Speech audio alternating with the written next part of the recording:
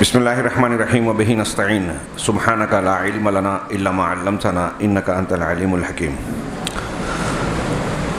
الحمد للہ رب العالمین والصلاة والسلام علی سید المرسلین وعلی آلہ وصحبہ اجمعین ومن تبعہم بإحسان الی یوم الدین. اعوذ باللہ من الشیطان الرجیم. بسم اللہ الرحمن الرحیم. وَأَنَّ هَذَا صِرَاطِي مُسْتَقِيمًا فَاتَّبِعُوهُ وَلَا تَتَّبِعُوا السُّبُلَ فَتَفَرَّقَ بِكُمْ عَنْ سَبِيلِهِ ذَلِكُمْ وَصَّاكُمْ بِهِ لَعَلَّكُمْ تَتَّقُونَ. وقال تعالى ومن يشاقق الرسول من بعد ما تبين له الهدى ويتبع غير سبيل المؤمنين نوله ما تولى ونصله جهنم وساءت مصيره. وقال تعالى ولا تلبسوا الحق بالباطل وتكتموا الحق وأنتم تعلمون. ذمہ داران جمعیت خلد آباد، میرے محترم بزرگوں، بھائیوں، دینی ماؤں اور بہنوں، اللہ تبارک و تعالیٰ نے ہم پر اور آپ پر بے شمار انعامات فرمائے ہیں. اس کی نعمتوں کو اگر کوئی گننا چاہے تو شمار نہیں کر سکتا. وَإِن تَعُدُّوا نِعْمَةَ اللَّهِ لَا تُحْصُوهَا. اللہ کی نعمتوں کو گننا چاہو تو شمار نہیں کر سکتے. لیکن ان تمام نعمتوں میں سب سے زیادہ اہمیت والی نعمت، سب سے زیادہ ضروری نعمت، وہ نعمت جس کی حفاظت کے لیے، جس کی بقا کے لیے، جس کے حصول کے لیے دیگر تمام نعمتوں کو قربان کیا جا سکتا ہے. وہ کون سی نعمت ہے؟ وہ ہے نعمت ہدایت. اللہ تبارک و تعالیٰ نے آسمان سے جو اپنی شریعت اور دین نازل فرمایا، نبی کے ذریعے دنیا تک پہنچایا، ہمارے اور آپ کی دنیا اور آخرت کی سعادت و کامرانی کا نسخہ بنا کر. اس سے بڑھ کر دنیا میں کوئی دوسری نعمت نہیں ہے. ہم مختلف موقعوں پر ہجرت کے واقعات، انبیاء کرام علیہم الصلاۃ والسلام کی تکالیف اور ابتلاء اور آزمائش کے قصے سنتے پڑھتے رہتے ہیں. انہیں یہ دقتیں، پریشانیاں، مخالفتیں کیوں پیش آئی؟ دین حق کو اختیار کرنے اور اس پر قائم رہنے کی وجہ سے. اس کی دعوت و تبلیغ کی بنیاد پر لوگوں نے ان کی مخالفت کی. ان کی شخصیت اور ان کے کردار میں کوئی ایسا کھوٹ اور مخالفت موجود نہیں تھی کہ لوگ ان کے دشمن بن جائیں. ابھی ہم یہ بار بار سنتے ہیں کہ جناب محمد رسول اللہ صلی اللہ علیہ وسلم کو کفار مکہ صادق و امین کہتے تھے، سچا، امانت دار. کیا وجہ تھی کہ آپ کی دشمن بن گئے، مخالف بن گئے؟ ہر قسم کی جو مخالفت وہ کر سکتے تھے، تان و تشنیع کرنا، جسمانی اذیت دینا، ذہنی اذیت دینا، نفسیاتی اذیت دینا، قتل کی کوشش کرنا، وہ سب کچھ جو کر سکتے تھے انہوں نے کیا مخالفت میں. کیوں کیا؟ کیا اس لیے کہ نبی کریم صلی اللہ علیہ وسلم ان کے کاروبار، تجارت، لین دین، معاشرتی اور زندگی کے کسی معاملے میں رکاوٹیں پیدا کرتے تھے، ان کے لیے مصیبتیں کھڑی کرتے تھے، الجھنیں پیدا کرتے تھے؟ جی نہیں. ان کا اور نبی کریم صلی اللہ علیہ وسلم کا بنیادی اختلاف یہی دین تھا. آپ کو پیشکش بھی کی کہ آپ چاہیں تو ہم اپنا سردار بنا لیں، آپ چاہیں تو عرب کی انتہائی حسین و جمیل لڑکی جس سے آپ کہیں آپ کا نکاح کر دیں، شادی کر دیں، آپ جو مطالبہ کریں ہم تیار ہیں، لیکن آپ اپنے دین کی دعوت کو روک دیں جس سے ہمارے دین کی تغلیط ہوتی ہے، اس کا رد ہوتا ہے. ہم اور آپ اللہ کے نبی جناب محمد رسول اللہ صلی اللہ علیہ وسلم کا جواب جانتے ہیں کہ اگر تم میرے ایک ہاتھ میں سورج اور ایک ہاتھ میں چاند لا کر رکھ دو تب بھی میں اپنی دعوت سے سر منہ انحراف نہیں کر سکتا، پیچھے نہیں ہٹ سکتا. غور کیجئے، جھگڑا سارا دعوت کا تھا. پھر آپ نے ساری اذیتیں جھیلی، تکلیفیں برداشت کی، آپ اور پھر آپ پر ایمان لانے والے صحابہ کرام، یہاں تک کہ آپ کو اپنا وطن، گھر بار، رشتہ و پیوند چھوڑ کر ہجرت کرنا پڑی، سب کچھ چھوڑ دینا پڑا. یہ کوئی چھوٹا عمل نہیں ہے. تھوڑی دیر کے لیے تصور کیجئے کہ دین کو بچانے کے لیے، اپنے عقیدے کو بچانے کے لیے گھر چھوڑ دیا، وطن چھوڑ دیا، رشتہ داروں کو چھوڑ دیا، کاروبار کو چھوڑ دیا، اور جہاں جا رہے ہیں وہاں پہلے سے کوئی انتظام نہیں ہے کہ وہاں ہمارا کاروبار ہے، ہوٹل ہے، بینک بیلنس ہمارے پاس ہے، ہم وہاں رہائش کا اچھا سارا انتظام کر لیں گے. کس چیز کے لیے گئے تھے؟ عقیدہ بچانے کے لیے. اور جب ضرورت پیش آئی کہ عقیدے میں یا جان میں سے کسی ایک چیز کو قربان کرنا پڑے گا تو عقیدہ بچایا، جان دے دی اللہ کے راستے میں. اس سے آپ اس دین کی، اس عقیدے کی قیمت کا اندازہ لگائیے. بہت ہی ہلکی بات میں نے کہی ہے، مطلب مختصر سی. اس پر جتنی گفتگو کریں، غور کریں، تو آپ کو یہ محسوس ہوگا کہ اس کائنات میں سب سے بڑی نعمت اللہ تبارک و تعالیٰ کی جو ہے ہم پر، وہ ہے ایمان، عمل صالح، صحیح عقیدہ اور صحیح منہج. دنیا میں کتنے مذہب ہیں، کتنے مذاہب ہیں، یہودیت ہے، نصرانیت ہے، عیسائیت ہے، بدھ مذہب ہے، جین مذہب ہے، نہ جانے کون کون سا مذہب ہے. یہ سارے کے سارے ظلمات ہیں، تاریکیاں ہیں، اندھیرے ہیں، گمراہیاں ہیں. اگر آدمی ان مذاہب پر قائم رہتا ہوا اس دنیا سے چلا گیا تو ہم اور آپ اچھی طرح جانتے ہیں کہ اس کے لیے ہمیشہ ہمیش کا عذاب ہوگا، انتہائی بھیانک عذاب، جہاں موت کو پکارے گا لیکن موت نہیں آئے گی. ایسے عذاب میں مبتلا ہونا یہ انسان کے لیے سب سے بڑا نقصان ہے. دنیا کا کوئی نقصان ہو جائے، دولت کم ملے، گھر چھن جائے اور جان چلی جائے تو وہ تو ویسے بھی جانی ہے. اسی لیے علامہ ابن قیم رحمہ اللہ اور دوسرے بہت سارے علماء کہتے ہیں کہ انسان کو زندہ رہنے کے لیے ہمارے اور آپ کی جو ضروریات ہیں، ہمارے یہاں کہتے ہیں کہ روٹی کپڑا مکان بنیادی ضرورت ہے. یہ ہوا جو سانس لینے کے لیے ضروری ہے، کھانا جو بھوک مٹانے کے لیے ضروری ہے، پانی جو ہمارے لیے زندگی کی کا قوام ہے، اس کے بغیر ہم زندہ نہیں رہ سکتے، کوئی جاندار زندہ نہیں رہ سکتا. ان تمام چیزوں کی اتنی شدید ضرورت ہے، لیکن ان تمام ضروریات سے بڑھ کر جس چیز کی ہم کو اور آپ کو ضرورت ہے وہ ہے ہدایت، دین صحیح. یہ بات میں نے مختلف خطبات اور دروس میں کہی ہے، اس کا اعادہ کر رہا ہوں خلد آباد کے اس اجلاس میں، تاکہ ہماری مائیں بہنیں بھی اسے سنیں کہ جو نعمت ہمیں ملی ہے ایمان کی شکل میں، صحیح عقیدے کی شکل میں، اس سے بڑی کوئی نعمت نہیں ہے. ساری کائنات کی نعمتوں کو اس کے لیے قربان کیا جا سکتا ہے، اسے کسی چیز کے لیے قربان نہیں کیا جا سکتا. تھوڑی دیر کے لیے سوچئے، ہمارے ایک استاذ نے یہ بات کہی تھی اور میں اس کو دہراتا رہا ہوں، بڑی اہم بات، کہ تھوڑی دیر کے لیے سوچئے کہ ہم اگر کسی عیسائی ماں باپ کے گھر پیدا ہوتے تو 3 خداؤں کو مانتے، تثلیث کے قائل ہوتے، اور اگر اسی پر مر جاتے تو ہمارا انجام کیا ہوتا؟ دائمی عذاب. ہم اگر کسی ہندو کے گھر میں پیدا ہوتے، جتنے کنکر اتنے شنکر کا عقیدہ رکھتے، اسلام، اہل اسلام، اللہ کے سچے رسول، اللہ کی سچی کتاب کا انکار کرتے، کفر کرتے، مخالفتیں کرتے، دوسرے کسی مذہب میں پیدا ہو جاتے، ان تمام سے بچا کر اللہ نے اپنے توحید والا دین ہم کو عطا کیا. کتنی خوش قسمتی ہے. دنیا میں اس سے خوش قسمت کوئی نہیں ہے جسے ہدایت مل گئی. چاہے آپ جھوپڑے میں رہتے ہو، دن میں 3 وقت کے بجائے ایک وقت کھانا کھاتے ہو، لیکن اگر نعمت اسلام آپ کو حاصل ہے اور آپ اس کی قدر پہچانتے ہیں تو آپ سب سے خوش قسمت ہیں. اور ایک شخص اگر وقت کا بادشاہ بن گیا، فرعون، نمرود، یا اس کے ہاتھ میں سارے اختیارات ہوں، پوری فوج ہو، جتھے ہوں اور نہ جانے کون کون سی نعمتیں ہوں، لیکن اگر وہ صراط مستقیم کی ہدایت سے محروم ہے، آخرت پر ایمان نہیں رکھتا، اللہ تبارک و تعالیٰ کی معرفت سے محروم ہے، تو دنیا کی سب سے لذیذ نعمت اور سب سے قیمتی دولت سے محروم ہے. وہ سب سے بڑا فقیر آدمی ہے، چاہے وقت کی بادشاہت کے تخت پر بیٹھا ہوا. اب ان مذاہب کے بیچ میں مسلمان ہونا ایک سب سے قیمتی بات. مسلمان ہونے میں اسلام کے کئی رنگ اور روپ آج ہمیں نظر آتے ہیں، اور یہ ایسا نہیں ہے کہ کوئی عجیب و غریب بات ہے. ہمارے پیغمبر جناب محمد رسول اللہ صلی اللہ علیہ وسلم نے اس کی خبر دے دی تھی کہ دین کے بھی ٹکڑے ٹکڑے ہوں گے. ان الذین فرقوا دینہم وکانوا شیعا لست منہم فی شیء. اس کی مذمت بھی رب العالمین نے بیان کی اپنے کلام پاک میں کہ جن لوگوں نے اپنے دین کو ٹکڑے ٹکڑے کر دیا، فرقوں میں بانٹ دیا اور وہ گروہوں میں بٹ گئے، آپ کا ان سے تعلق نہیں ہے. تو یہ بھی پتہ چلا، آپ نے بیان کیا کہ یہود و نصارہ 71-72 فرقوں میں بٹے، میری امت 73 فرقوں میں بٹے گی، سب کے سب جہنم میں جائیں گے. اب کوئی دائمی طور سے جائے، کوئی عارضی طور پہ جائے. سب جہنم میں جائیں گے. جس کا جیسا کفر کا، شرک کا، بدعت کا درجہ ہوگا اس اعتبار سے وہ جہنم میں جانے کا مستحق ہوگا.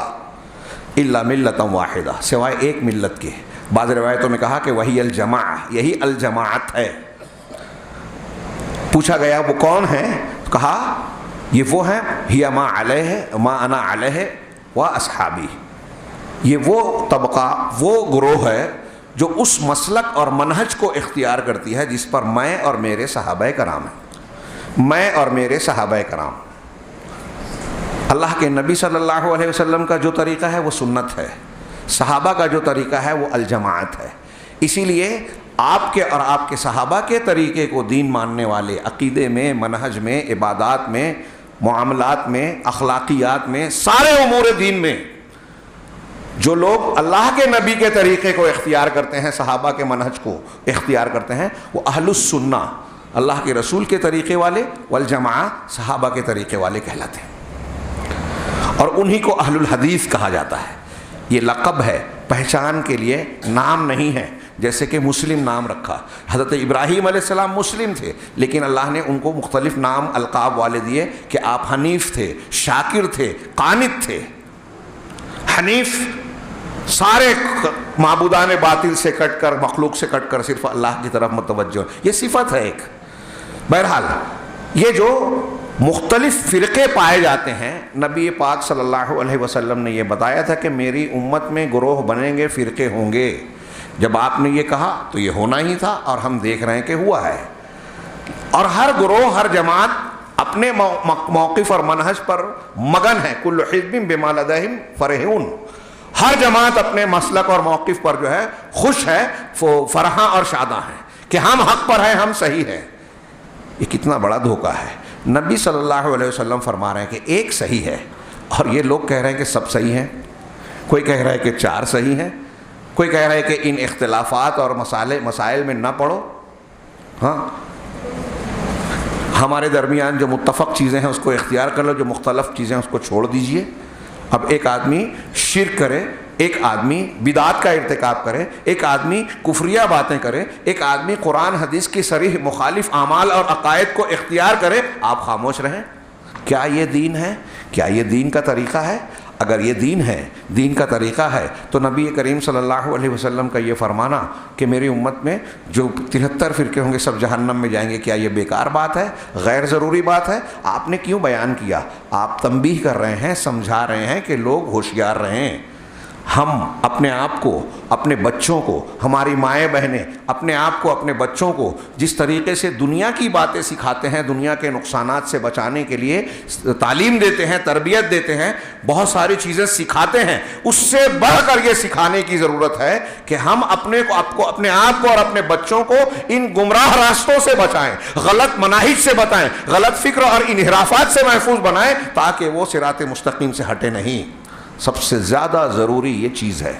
یا ایھا الذین آمنوا قوا انفسکم واہلیکم نارا. اے ایمان والو، اپنے آپ کو اور اپنے اہل و عیال کو جہنم سے، آگ سے بچاؤ. وقودھا الناس والحجارہ، جس کا ایندھن انسان اور پتھر ہیں. اب ایمان والوں کو یہ کہا گیا. حضرت علی رضی اللہ تعالیٰ عنہ فرماتے ہیں کہ اپنے آپ کو اور اہل خانہ کو جہنم سے کیسے بچایا جائے گا؟ ان کی صحیح دینی تعلیم اور تربیت کے ذریعے، ان کو صحیح ادب سکھا کر. یہ ہماری ذمہ داری ہے. قیامت کے دن اللہ تعالیٰ ہم سے پوچھے گا.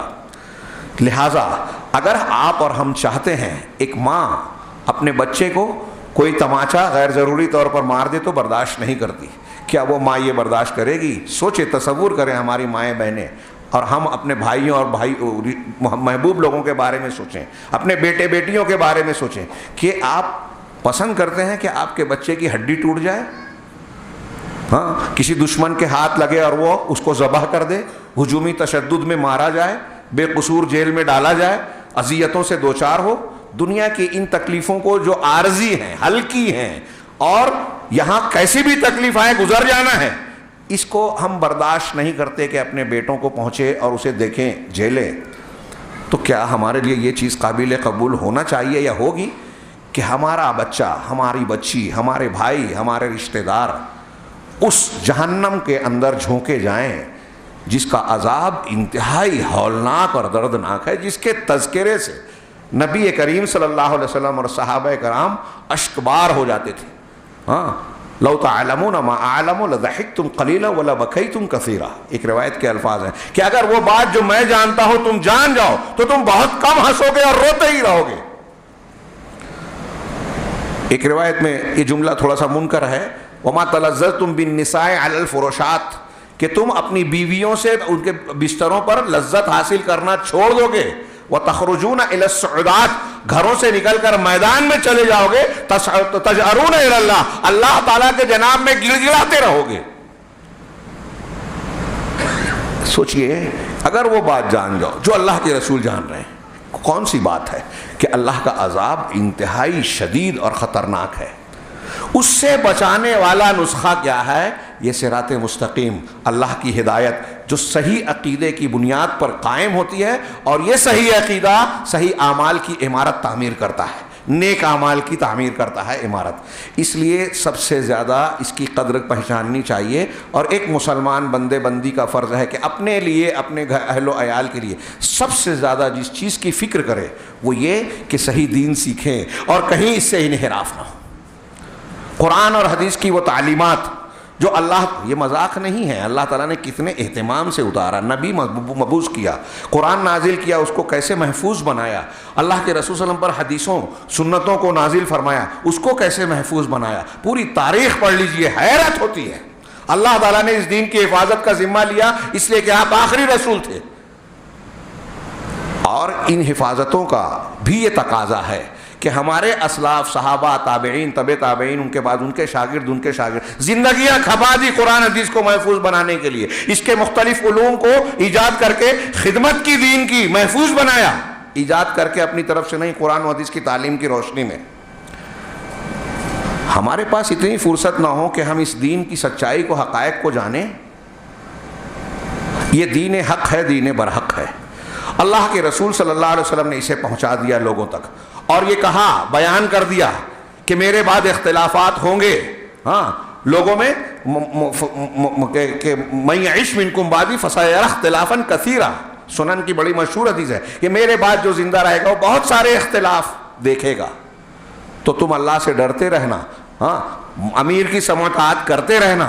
ہاں، اور جب اختلافات ہوں گے تو یہ نہیں کہا کہ فلاں مسلک اور فلاں بزرگ کے طور طریقے کو اختیار کر لینا، فلاں تنظیم سے جڑ جانا، فلاں جو ہے گروہ سے وابستہ ہو جانا، اس پیر صاحب کے ہاتھ پر بیعت کر لینا. نہیں، آپ نے کہا فعلیکم بسنتی وسنت الخلفاء الراشدین. آپ نے کہا 73 فرقے ہوں گے، آپ نے کہا اختلاف ہوں گے، ظاہر سی بات ہے کہ ہم اور آپ جانتے ہیں، لیکن آپ نے یہ نہیں کہا کہ ان اختلافات میں کسی امام کا دامن تھامنا، یہ نہیں کہا کہ کسی پیر کے ہاتھ پر بیعت کر لینا، یہ نہیں کہا کہ کسی بزرگ کے ہاتھ کے پیچھے پیچھے چلنے لگنا. یہ کہا کہ میری سنت کو لازم پکڑنا اور میرے صحابہ خلفائے راشدین کے طریقے کو. اللہ کے رسول نے حجۃ الوداع کے موقع پر کہا تھا کہ میں تمہارے درمیان 2 چیزیں چھوڑے جا رہا ہوں، جب تک ان کو مضبوط پکڑے رہو گے کبھی گمراہ نہیں ہوگے. اس کا مفہوم مخالف یہ ہوا کہ جب ان پر ہماری گرفت کمزور ہوگی، ان کا علم ہم حاصل نہیں کریں گے، ان سے دور ہوں گے، تو ہم جو ہے جہنم کی طرف جائیں گے، اس لیے کہ گمراہی کے راستے پر چلے جائیں گے. اللہ تعالیٰ نے قرآن میں کہا کہ آپ یہ کہیے وَأَنَّ هَذَا صِرَاطِي مُسْتَقِيمًا فَاتَّبِعُوهُ، یہ جو طریقہ، دین، عقیدہ میں نے تمہارے سامنے پیش کیا ہے، یہی میرا سیدھا راستہ ہے، صراط مستقیم ہے، جس کی ہر نماز میں دعا سکھائی گئی اہدنا الصراط المستقیم، اس لیے کہ ہم کو ہر وقت اس کی ضرورت ہے. یہ بھی ہدایت اور صراط مستقیم کی اہمیت بتانے کے لیے صرف یہ ایک بات کافی ہے کہ اللہ تعالیٰ نے ہر روز کی، ہر نماز کی، ہر رکعت میں ہم کو یہ دعا سکھائی کہ ہمیں صراط مستقیم دکھا، اس پر چلا، اس پر قائم رکھ، اس کی توفیق دے. تینوں چاروں معنی اس میں شامل ہے. مجھے صراط مستقیم کی توفیق دے. علامہ ابن تیمیہ کہتے ہیں کہ اس دعا کی ہم کو اور آپ کو ضرورت ہے. کیوں ضرورت ہے؟ اس لیے کہ آپ کو جب اللہ اور رسول کا دین ملا ہے، یہ قیمتی نعمت ملی ہے، تو اللہ کے نبی صلی اللہ علیہ وسلم کے فرامین کو سامنے رکھیے. 73 فرقے ہوں گے، فتنے اٹھیں گے، اور ایسا ہوگا، اور اختلافات ہوں گے. اس کے تناظر میں ہمارے دین اور اسلام کو ہر وقت خطرہ لاحق ہوگا. لہٰذا ہمیں چوکنا رہنا چاہیے کہ شیاطین الانس والجن میں سے کوئی شخص خوبصورت لبادے میں آ کر ہم کو راہ راست سے صراط مستقیم سے ہٹا نہ دے۔ اللہ تعالیٰ تاکید کر رہا ہے کہ آپ کہیں وَأَنَّ هَذَا صِرَاطِي مُسْتَقِيمًا، یا اللہ کہہ رہا ہے یہ میرا سیدھا راستہ ہے، اسی کی اتباع کرو۔ فَاتَّبِعُوهُ، ہو کی ضمیر واحد کی ہے، اس سے علماء نے یہ استدلال بھی کیا کہ ہا کی ضمیر ایک کے لیے ہے، اس کا مطلب اللہ کا سیدھا راستہ صراط مستقیم ایک ہے، چار نہیں ہے، کئی نہیں ہے۔ یہ بھی راستہ صحیح، وہ بھی راستہ صحیح۔ دنیا کے مذاہب، باطل مذاہب اپنے آپ کو صحیح ثابت کرنے کے لیے مختلف فلسفے بیان کرتے ہیں کہ سارے مذاہب سچے ہیں، راستے الگ الگ ہیں، منزل سب کی ایک ہے۔ ایسی مثال ہے کہ ایک آدمی کو اوپر جانا ہے، اوپر منزل ہے، تو اب ایک آدمی سیڑھی سے چڑھ رہا ہے، ایک آدمی بازو کے درخت سے چڑھ رہا ہے، ایک آدمی رسی سے لٹک کر چڑھ رہا ہے، کچھ لوگ جو ہے ایک دوسرے کے کاندھے کا سہارا لے کے اوپر جا رہے ہیں، جا الگ الگ طریقے سے رہے ہیں، منزل سب کی ایک ہے۔ بالکل بکواس بات ہے، دنیا کا انتہائی عظیم الشان جھوٹ اور بڑا فریب ہے، دھوکہ ہے۔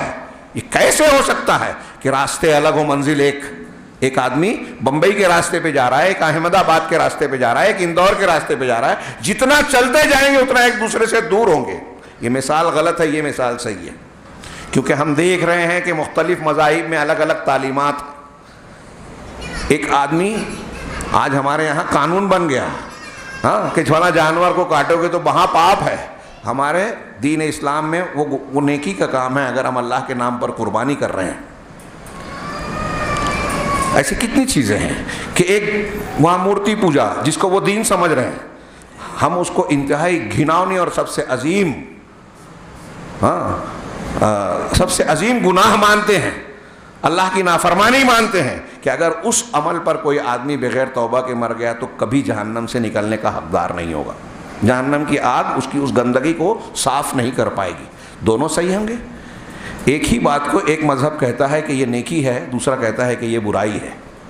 اب یہی چیز ہمارے مسلکوں میں ہے۔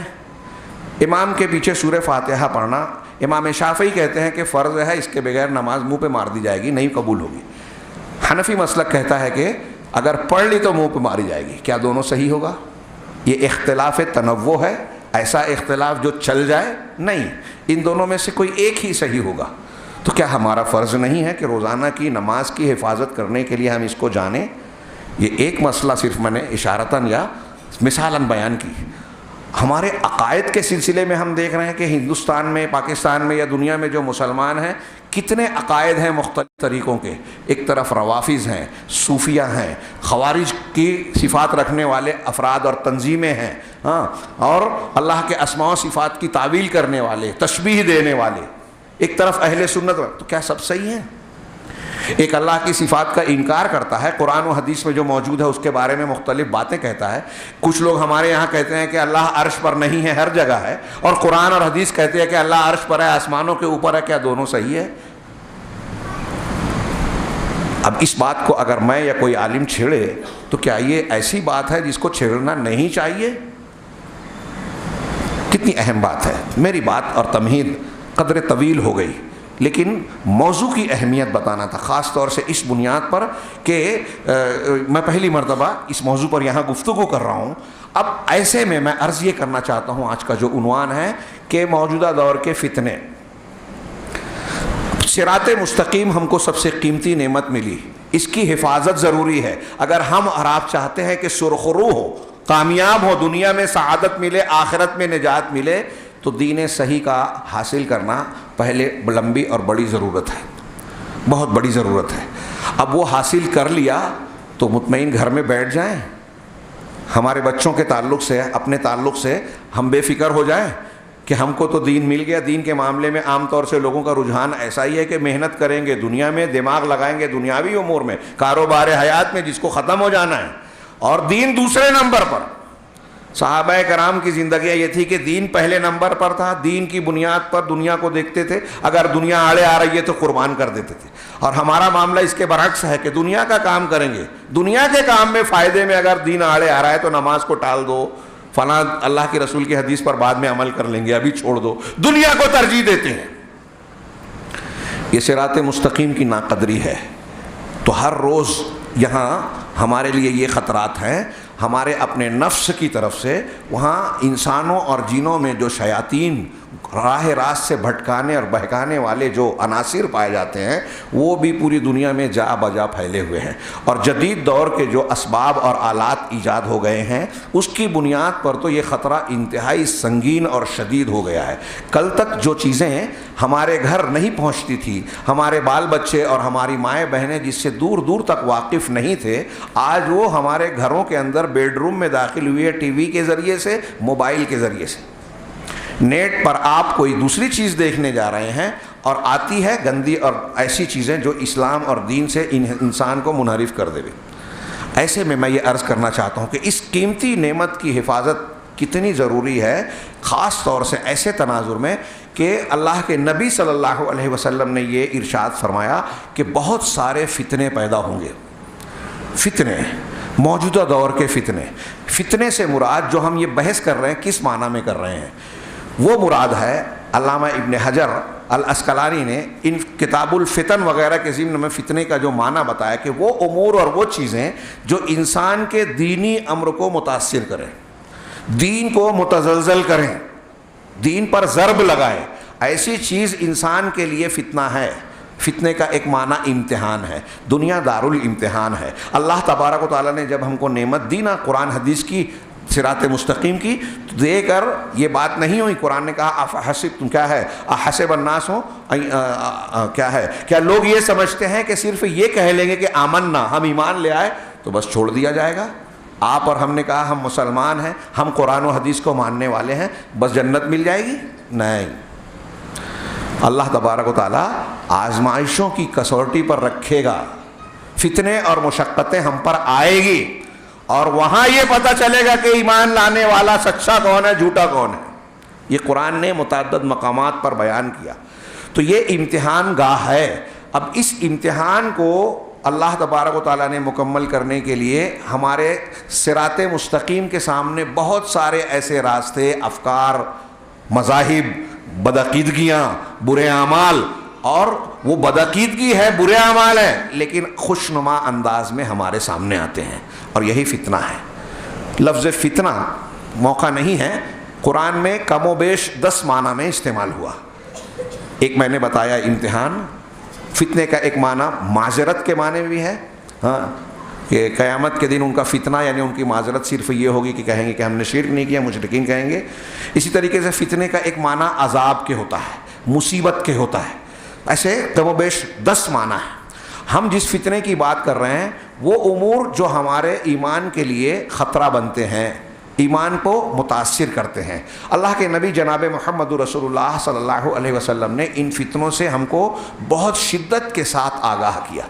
آپ اپنے زمانے میں ایک کوٹھی پر چڑھے، بخاری مسلم کی حدیثوں میں ہے، اور کہا انی لا ارا الفتنہ، کا خلال بیوتکم، کہ جس طرح بارش کے قطرات برستے ہیں نا ویسے فتنے اترتے ہیں، اور میں فتنوں کو تمہارے گھروں کے درمیان دیکھ رہا ہوں۔ نبی کریم صلی اللہ علیہ وسلم نے اپنے زمانے میں عہد مبارک میں کہا کہ گھروں میں فتنے دیکھ رہا ہوں۔ کیا مقصود تھا؟ کہ اپنے گھروں کی حفاظت کریں، توجہ دیں۔ اس زمانے میں یہ جب بات کہی تو آج تو ہمارے گھروں میں موبائل، ٹی وی چینلز اور نہ جانے کیا کیا گھسا ہوا ہے جو ہمارے بچوں کے اخلاق اور عقائد پر اثر انداز ہوتا ہے اور ہو رہا ہے۔ ہم اور آپ اس پر توجہ نہ دیں، لیکن یہود اور نصارہ، ان آلات کو ایجاد کرنے والے، ویب سائٹس، نیٹ اور گوگل کے بنانے والے، ان کے مقاصد اور ایجنڈوں میں، منصوبے میں یہ شامل ہے کہ ان کے ذریعے سے دنیا میں فحاشی، بے حیائی، بددینی، الحاد اور اللہ اور رسول کی مخالفت کے جذبات کو فروغ دیا جائے۔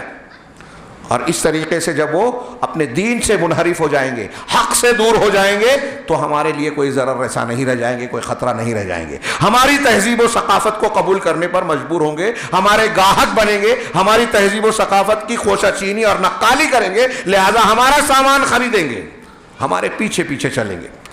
اس طریقے سے ہم کو دنیا کی قیادت حاصل ہوگی۔ یہ ان کے طرف سے فتنوں کو بڑھاوا دینے کے لیے ہمارا ہر جمعہ کو کئی ہفتوں سے مالیگاؤں میں شبہات کے فتنے کا پروگرام ہو رہا ہے۔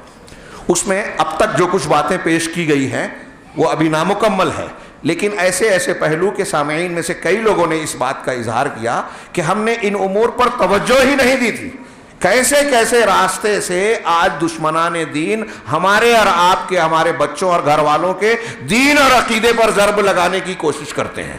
باہر کے لوگ بھی اس کا عمل میں اور منصوبے میں لگے ہیں، اور ہمارے درمیان کے لوگوں کو اس کے لیے استعمال کرتے ہیں. ہم پہچانے نہیں، یہ الگ بات ہے. تو اللہ کے نبی صلی اللہ علیہ وسلم نے فتنوں سے مختلف حدیثوں میں ہم کو آگاہ کیا. مسلم شریف کی ایک حدیث ہے، بادروا بالاعمال، ہاں، کہ نیک اعمال کرنے میں جلدی کرو، ہاں، ورنہ تم پر ایسے فتنے آئیں گے جو رات کی تاریکی کی طرح ہیں کہ ہر بات کا لمحہ پہلے سے زیادہ اندھیرے والا ہوگا. اس کا مطلب ایک جملے میں یہ بیان کروں کہ فتنے ایک یکے بعد دیگرے آتے جائیں گے، اور ہر بعد والا فتنہ پہلے والے سے کمزور ہوگا، زیادہ مضبوط اور گھنا ہوگا. اللہ کے نبی صلی اللہ علیہ وسلم کی ایک دوسری حدیث میں ہے کہ ہر زمانہ اپنے بعد والے زمانے سے بہتر ہوگا، یا بعد والا اس سے پہلے کے در سے زیادہ خراب اور برا ہوگا، شر اور فساد میں زیادہ بڑھا ہوا ہوگا. کہیں کوئی استثناء آئے گا، یہ الگ بات ہے. تو ہر زمانہ اللہ کے رسول صلی اللہ علیہ وسلم نے فتنوں کے ایک کے بعد ایک آنے کی تشبیہ دیتے ہوئے بیان فرمایا ایک حدیث میں کہ جیسے کوئی ہار ہوتا ہے اور وہ ٹوٹ جائے، ہار کی لڑی ٹوٹ جائے، تو ہار میں جو نگینے پیروئے ہوئے ہوتے ہیں، نگ اور نگینے، وہ ایک کے بعد ایک گرنا شروع ہو جاتے ہیں، یکے بعد دیگرے. ایسے ہی فتنوں کا تسلسل ہوگا، یکے بعد دیگرے فتنے آتے رہیں گے. چنانچہ نبی کریم صلی اللہ علیہ وسلم نے ہم کو اور آپ کو مختلف حدیثوں کے ذریعے سے یہ بتایا کہ فتنے آتے رہیں گے. اس کی انواع، شکلیں الگ الگ ہوگی، ہاں، الگ الگ شکلیں ہوں گی، لیکن یہ فتنے آئیں گے، اس کی قسمیں الگ الگ ہوں گی، اور ان کا ظہور، ان فتنوں کا ظاہر ہونا، یہ قیامت صغریٰ، قیامت کی علامات صغریٰ میں شامل ہے. ایک بڑی بڑی علامتیں جو آخر میں، یہ دجال کا ظہور، حضرت عیسیٰ کا نزول، سورج کا مغرب سے طلوع ہونا، یہ علامات کبریٰ کہلاتی ہیں. یہ علامات صغریٰ میں سے ان چیزوں کا ذکر کیا فتنوں کا، اور یہ بتایا کہ یہ بہت عظیم فتنے آئیں گے جس میں حق باطل سے اور باطل حق سے خلط ملط ہو جائے گا. ایک بات میں نے متعدد مقامات اور دروس و خطب میں بیان کی. علامہ ابن تیمیہ رحمہ اللہ نے تفصیل سے بڑی بات، ایک اچھی بات کہی. ہمارے یہاں فتنوں سے متاثر ہونے کے ایک کچھ اسباب ہوتے ہیں کہ اگر کوئی باطل مذہب، فکر، مسلک، تنظیم ہمارے سامنے آتی ہے تو ہم متاثر ہوتے ہیں ان کی کچھ اچھائیوں کو دیکھ کر. علامہ ابن تیمیہ رحمہ اللہ نے بڑا اچھا نقطہ یہ گانٹ باندھ کر دماغ میں باندھ لیں کہ دنیا میں جتنے بھی باطل مذہب ہیں، مسلک، غلط مسلک ہیں، کوئی مذہب اور کوئی مسلک آپ کو ایسا نہیں ملے گا جن کے یہاں کچھ خوبیاں نہ ہو، کچھ اچھائیاں نہ ہو. اگر خوبیاں نہیں ہوگی، اچھائیاں نہیں ہوگی، اور وہ اپنے باطل کو خوبصورت قالب میں، اچھے روپ میں پیش نہیں کریں گے تو دنیا کے لوگ اسے قبول نہیں کریں گے. اس لیے باطل کو رواج دینے کے لیے ضروری ہوتا ہے کہ اس کو اچھا غلاف پہنایا جائے. شوگر کوٹڈ کڑوی دوا کو کیا جاتا ہے جس طرح، خوشنما بنایا جاتا ہے. قرآن نے شیطانی عمل کو جا بجا بتایا کہ زین لہم الشیطان اعمالہم، شیطان نے ان کے اعمال کو مزین کیا، خوبصورت اور خوشنما بنایا. تو جو ان کے برے عمل ہے شیطان اس کو خوبصورت بناتا ہے. جیسے ہم لوگ بھی، بہت سارے لوگ اپنے سماج اور معاشرے میں دیکھتے ہیں نا، ایک آدمی کھلے طور سے کوئی گناہ کا کام کر رہا ہے، اپنے بھائی کا، اپنے بہن کا حصہ نہیں دے رہا ہے مثال کے طور پہ. اب جب جا کے آپ اسے سمجھانے کی کوشش کریں گے تو وہ ایسی تقریر کرے گا، ایسے بیانات دے گا، ایسے واقعات اور حالات بیان کرے گا جس سے یہ ثابت کرنے کی کوشش کرے گا کہ یہ میرا ہی حق ہے، میں قرآن حدیث سے کوئی غلط کام نہیں کر رہا ہوں. غلط کرنے والا بھی اپنے آپ کو غلط کہتا ہے. اب تعویل کر رہا ہے. تو دنیا میں ابلیس نے اللہ کا حکم ماننے سے انکار کیا، تعویل کی. شیطان نے تعویل کی. جتنے دنیا میں شرک کیے جاتے ہیں، کفر کیے جاتے ہیں، اور اللہ تبارک و تعالیٰ اور رسول کے احکامات کی نافرمانی کی جاتی ہے، سب کوئی نہ کوئی عذر بیان کرتے ہیں. آج ہمارے یہاں اسی بنیاد پر یورپ اور مغربی معاشرہ تعویلات کی بنیاد پر، نفسیاتی اور فلانی ضروریات کی بنیاد پر مجرمین کو مظلوم بنا کر پیش کرتا ہے کہ فلاں خاتون کئی مردوں سے تعلق رکھتی تھی تو اس کی وجہ یہ تھی کہ وہ بیچاری بہت محروم تھی، مظلوم تھی. تو جو گنہگار فاسق و فاجر لوگ ہیں ان کو مجبور بنا کر پہ چور اور ڈاکہ ڈالنے والے کو بتایا جاتا ہے کہ ان کو چوری اور ڈکیتی پر مجبور کیا گیا. اس کے مقابل مسلمانوں میں کوئی نیک مسلمان ہوگا تو اس پر جھوٹا الزام لگا کر 20 سال جیل میں ڈال دیں گے. یہ تضادات آپ کو نظر آئیں گے. تو یہ ایک بات دماغ میں رکھیے کہ دنیا کا کوئی بھی مذہب ہو, ہر مذہب میں بظاہر کچھ خوبیاں نظر آئے گی. مسلمانوں میں جتنے بھی مسلک ہیں, جتنے بھی مسلک, وہ کتنے بھی گمراہ کن ہو, جیسے ہمارے یہاں تصوف ہے, میں بر صغیر کی سب سے بڑی گمراہی اسی کو مانتا ہوں, تصوف. پھر اس میں جو اس سے ہم پلہ کچھ چیزیں جیسے انکار حدیث ہے, قادیانیت ہے, یہ تو سیدھے سیدھے کفر ہو جاتا ہے. تصوف کا معاملہ باطنیت کا ہے, لوگوں کے سامنے کھلتا نہیں ہے. لوگوں کے سامنے اس کی شکل و صورت جو آتی ہے کہ یہ نیک کام کرتے ہیں, عبادات کرتے ہیں, تزکیہ نفس پر زور دیتے ہیں, جبکہ یہ حقیقت نہیں ہے. یہ سارے کام کیا اللہ کے رسول صلی اللہ علیہ وسلم کی تعلیمات میں ناقص ہیں, قرآن کی تعلیمات میں ادھورے ہیں, کہ آپ کو متصوفین کے, ہندوؤں کے اختیار کردہ طریقے کی ضرورت پڑ گئی؟ صوفیاء کرام جو ہے ہمارے یہاں کے, ان کا آج جو مروج طریقہ اور مفہوم ہے, ان کے عقائد ہیں, اس میں بہت بڑا دخل ہندو مذہب کی تعلیمات کا ہے, یونانی اور غیر مسلموں کے افکار کا ہے. بلکہ شیخ عبد الرحمن بن عبد الخالق, اگرچہ ان کے یہاں کچھ انحراف پایا جاتا ہے, کویت کے بڑے عالم ہیں, انہوں نے تصوف پر موٹی کتاب لکھی اور پھر اس کا اختصار بھی.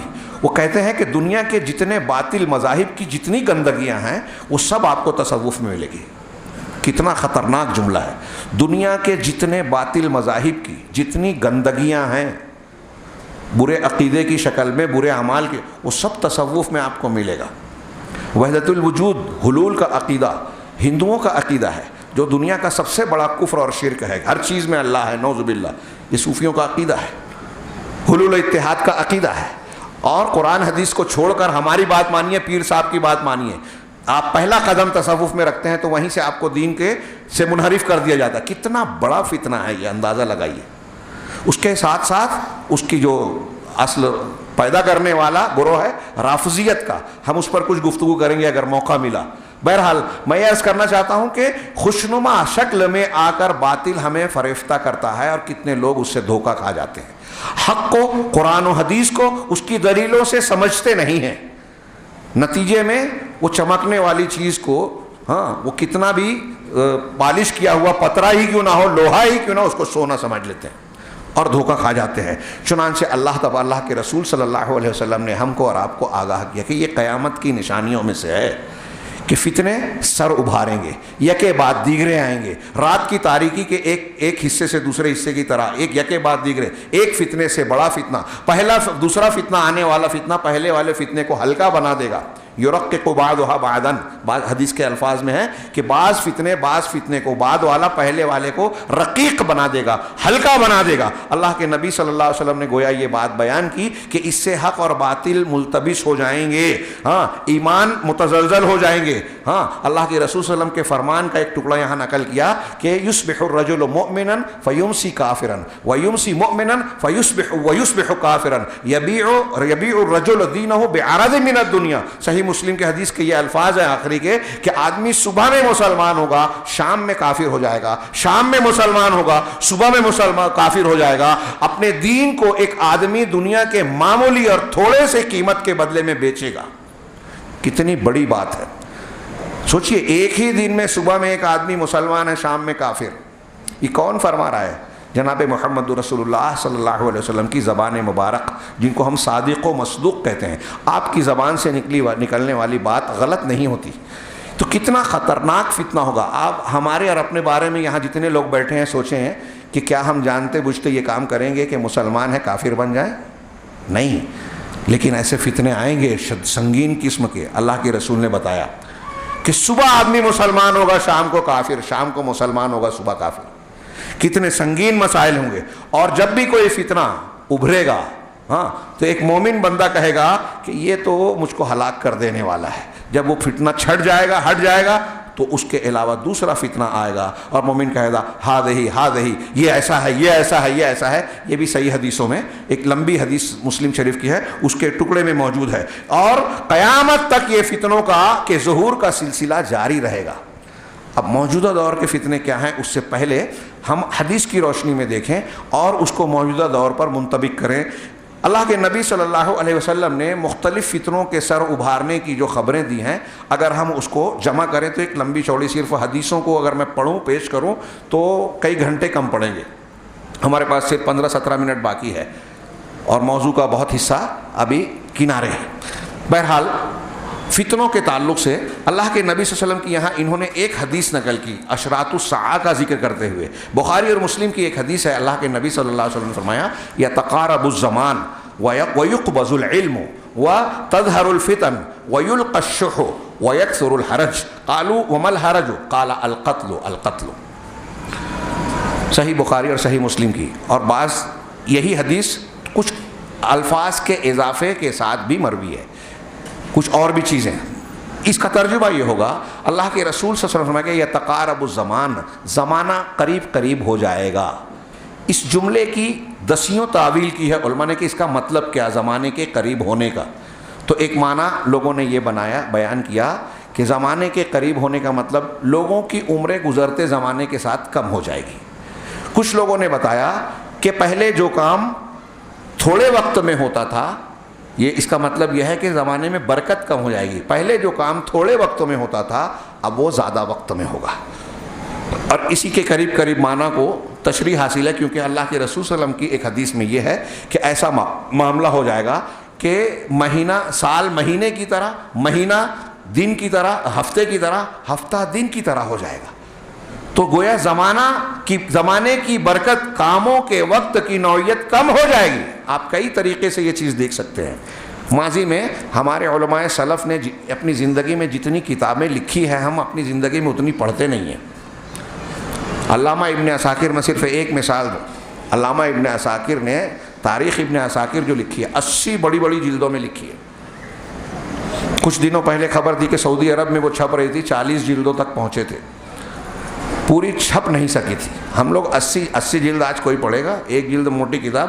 اب لوگوں کو کتاب سے دوری ہو گئی ہے، موبائل میں لگے رہتے ہیں اور وہ بھی الٹی سیدھی چیزوں میں۔ تو انہوں نے اتنا لکھا، اتنا پڑھا، اتنے کام کیے، عمریں کھپ جاتی ہے، ہم اس کا عشر اشیر کام نہیں کر پاتے۔ ایک معنی یہ بیان کیا۔ شیخ ابن باز نے ایک اور بڑا لطیف معنی بیان کیا، علامہ ابن باز نے، شیخ تویجری اور دوسرے عرب علماء نے اس کی تائید کی ہے کہ یہ معنی اس حدیث میں ہو سکتا ہے۔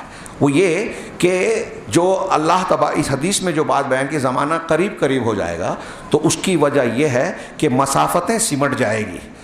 جدید دور میں جو ہوائی جہاز، تیز رفتار راکٹ اور نہ جانے کون کون سے آلات ایجاد ہو گئے ہیں، اس کی بنیاد پر کل تک جو مسافتیں مہینوں میں طے کرتے تھے، جو سفر آدمی مہینے بھر کرتا تھا، وہ چند گھنٹوں میں کر لیتا ہے۔ تو گویا دوریاں سمٹ گئی اور یہ قربتیں بڑھ گئی۔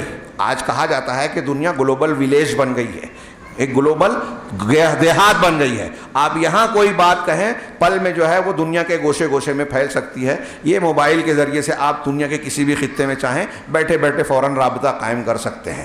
نہ صرف یہ کہ آواز پہنچا سکتے ہیں، بلکہ آپ تصویر کے ساتھ یہ اس طرح گفتگو کر سکتے ہیں کہ آپ کو وہ دیکھ رہا ہے وہ اور آپ اس کو دیکھ رہے ہیں۔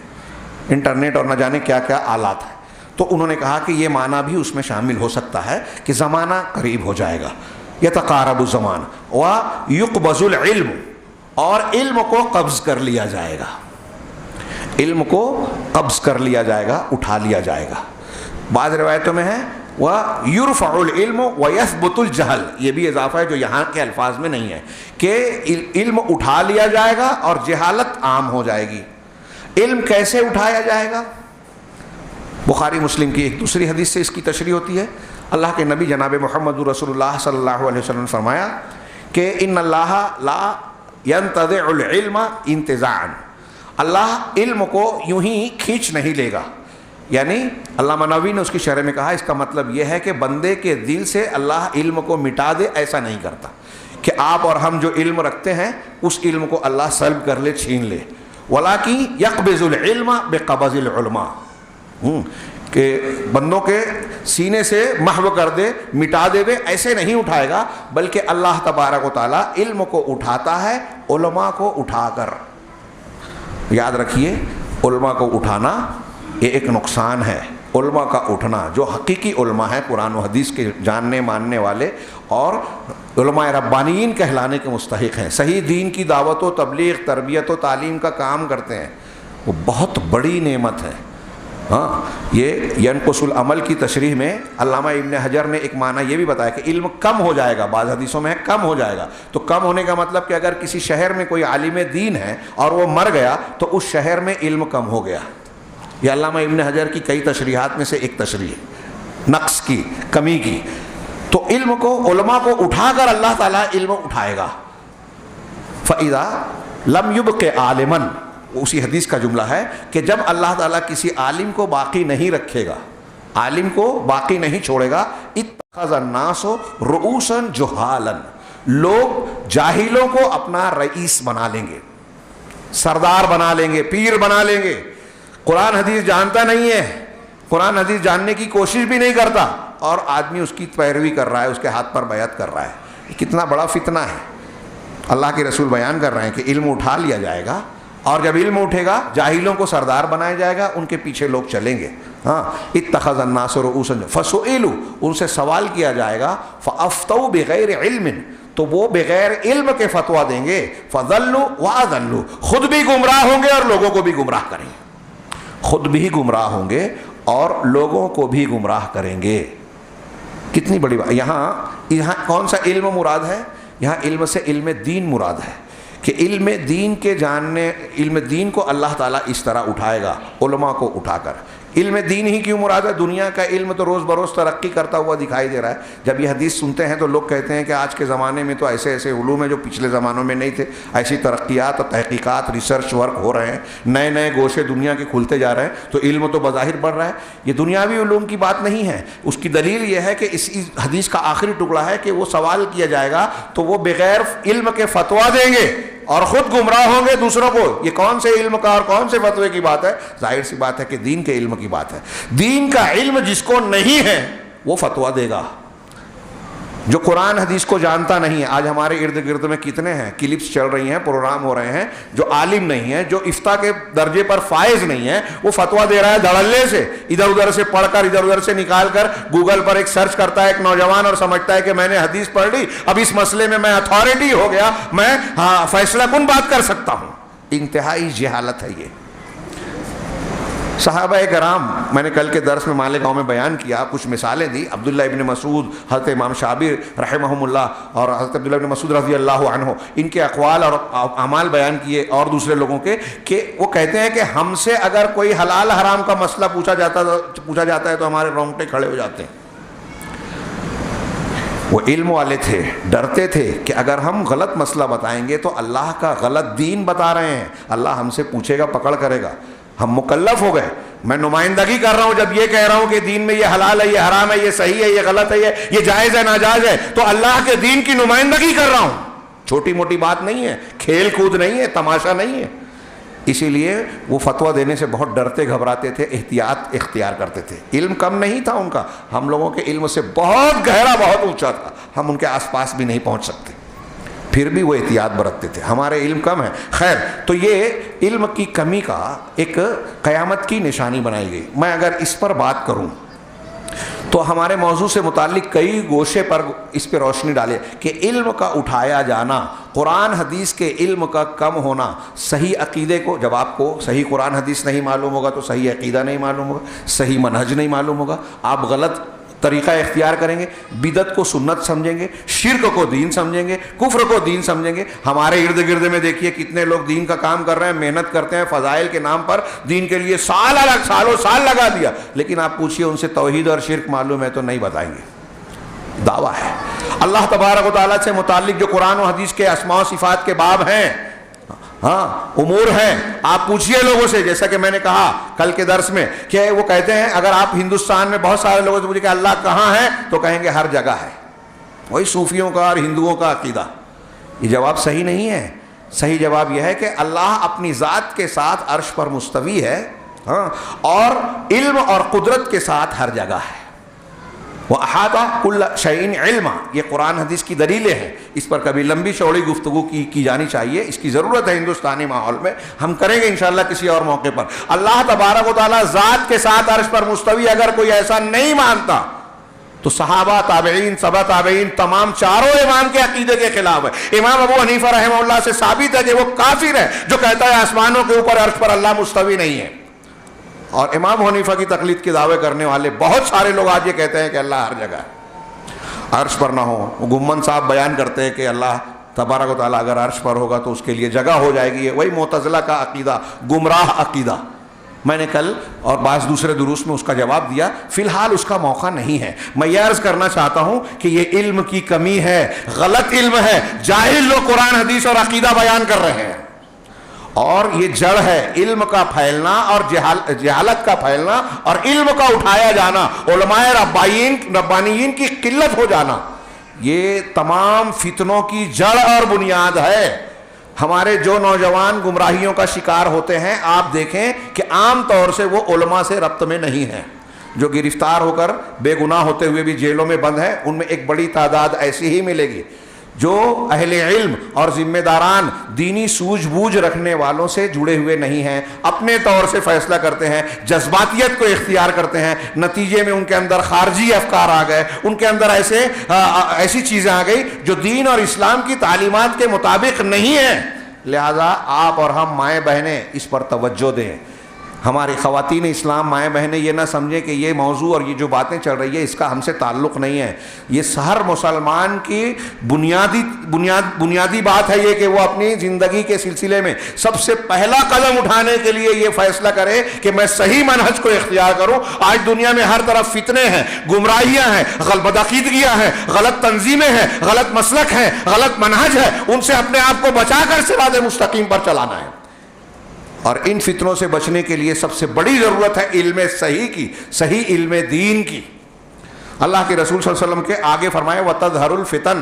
یہاں کچھ اور بھی باتیں تھی، وقت گنجائش نہیں ہے اس لیے میں آگے بڑھتا ہوں کہ فتنے عام ہو جائیں گے. فتنے عام ہو جائیں گے. یہ جتنی بھی باتیں کہی جا رہی ہیں یہ ہر دور میں رہی ہیں. کچھ نہ کچھ جہالت ہر دور میں رہی ہے، کچھ نہ کچھ فتنے ہر دور میں رہے ہیں اور رہیں گے. لیکن جیسے جیسے یہ بات اللہ کے رسول صلی اللہ علیہ وسلم کے قیامت کی نشانی بیان کرنے کا مقصد یہ ہے کہ یہ چیزیں غالب ہو جائے گی، جہالت بڑھ جائے گی. پہلے بھی کچھ لوگ جاہل تھے لیکن اہل علم کی کثرت تھی اور ان کے اثرات تھے سماج اور معاشرے پر.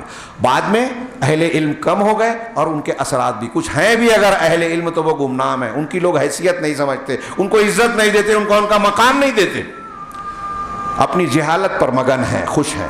بہرحال وَتَظْهَرُ الْفِتَنُ، اور فتنے عام ہو جائیں گے، ظاہر ہو جائیں گے.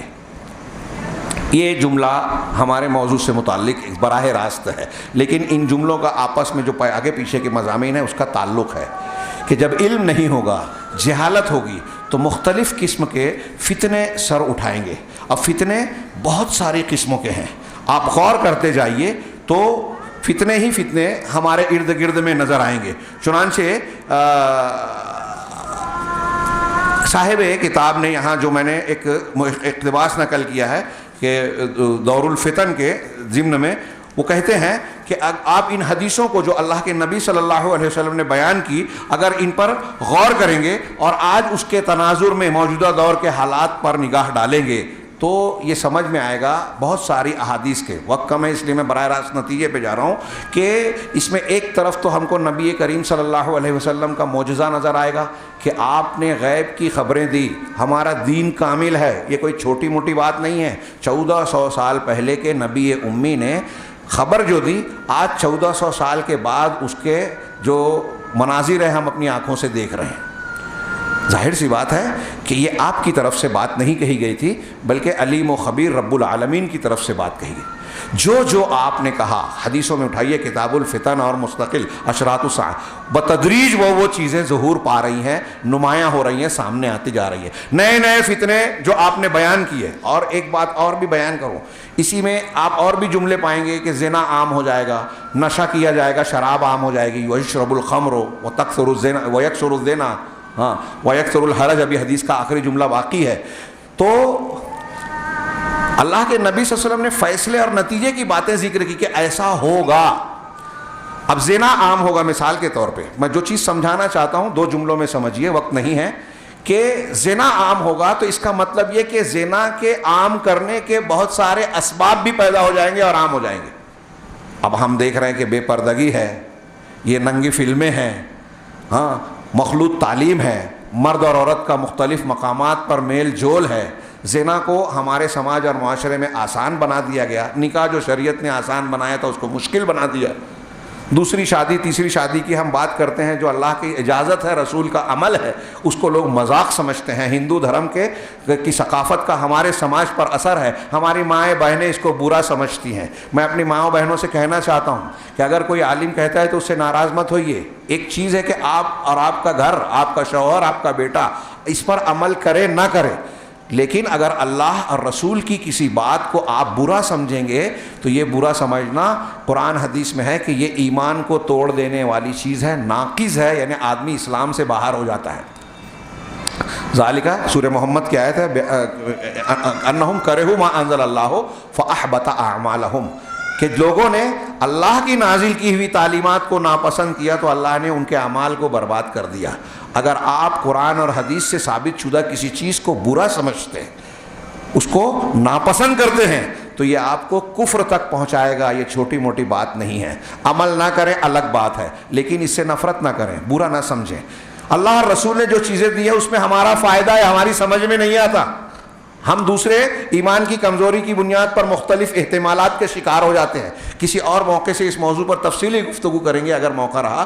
یہاں فی الحال عرض یہ کرنا ہے کہ اللہ اور اس کے رسول سے جو چیزیں ثابت ہیں وہ اللہ کی طرف سے ہے. رسول اللہ صلی اللہ علیہ وسلم نے جو بیان کیا, اور آپ نے 1400 سال پہلے جو جو باتیں بیان کی تھی ان کا ظہور پذیر ہونا, اور ابھی بہت سی چیزیں ظاہر ہونا باقی ہیں. جیسے جیسے یہ چیزیں ظاہر ہوتی جاتی ہے, نبی کریم صلی اللہ علیہ وسلم کی سچائی کی دلیلیں بڑھتی جاتی ہیں کہ آپ نے غیب کے متعلق جو ہے خبریں دی اور فتنوں کے ظہور کی بات کی, تو اس میں فتنوں کی کمیت اور کیفیت آپ نے بیان نہیں کی, بلکہ آپ نے کہا کہ فتنے عام ہوں گے. اب یہ فتنے کیسے ہوں گے؟ آج کے زمانے میں ہم اپنے چاروں طرف دیکھ سکتے ہیں کہ کس طریقے سے کثرت کے ساتھ ہمارے ارد گرد فتنے بڑھتے جا رہے ہیں. ہاں, اور یہ حق کو ظاہر کرتا ہے اور اللہ کے نبی صلی اللہ علیہ وسلم کی خبر اور سچائی کی تصدیق کرتا ہے. یہ حالات آپ کی نبوت کی تائید کر رہے ہیں کہ آپ کی غیب کی خبریں بالکل صحیح ہے. چنانچہ آج ہم دیکھ رہے ہیں, میں نے اس جملے کے لیے جو ہے یہ اقتباس پڑھ رہا ہوں آپ کے سامنے, یا اس کا مفہوم بیان کر رہا ہوں, عربی میں ہے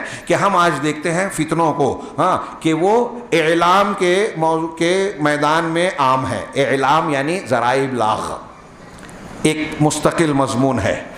ذرائع ابلاغ, ٹی وی چینل, نیٹ, ہاں, موبائل, اور آج کے جدید سے جدید جو اوزار ہیں, ہتھیار ہیں, اس پر لمبی شبہات کے فتنے میں کچھ تفصیل ہم نے بیان کی ہے. آپ کو جمعیت اہل حدیث مالیگاؤں کے یوٹیوب چینل پہ وہ خطابات ملیں گے. میں نوجوانوں سے گزارش کروں گا کہ وہ ضرور سنیں, تاکہ آپ کو یہ اندازہ لگے کہ ہمارے دین و ایمان کے دشمنان, ہمارے عقیدے کا شکار کرنے والے لوگ کہاں کہاں سے ہم پر حملے کر رہے ہیں, اور کتنے ذرائع ابلاغ, ان کے جو ٹی وی چینلز اور ذرائع ابلاغ کا جو بجٹ ہے نا, ایک ایک یہودی تنظیم کا, عیسائیوں کی حکومتوں کا, صرف ابلاغ پر جو خرچ کرتے ہیں, اشتہارات پر, وہ ہمارے بعض مسلم ملکوں کے سالانہ بجٹ سے بھی زیادہ ہے. ہم اس کی اہمیت نہیں سمجھتے. یہ ابلاغ ایسا جادو ہے جو صحیح کو غلط اور غلط کو صحیح بناتا ہے.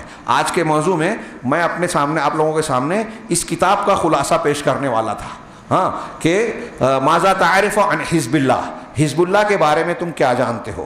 ہاں, لبنان کی یہ تنظیم جو حقیقت میں شیعی رافضی ہے, اور پھر ان کے جو تال میل شیعہ عقائد سے, شیعت کی وطنیت اور طائفیت سے, عنصریت سے ہے, وہ انتہائی خطرناک اہل سنت والجماعت اور مسلمانوں کے لیے انتہائی شدید دشمنی کی عامل.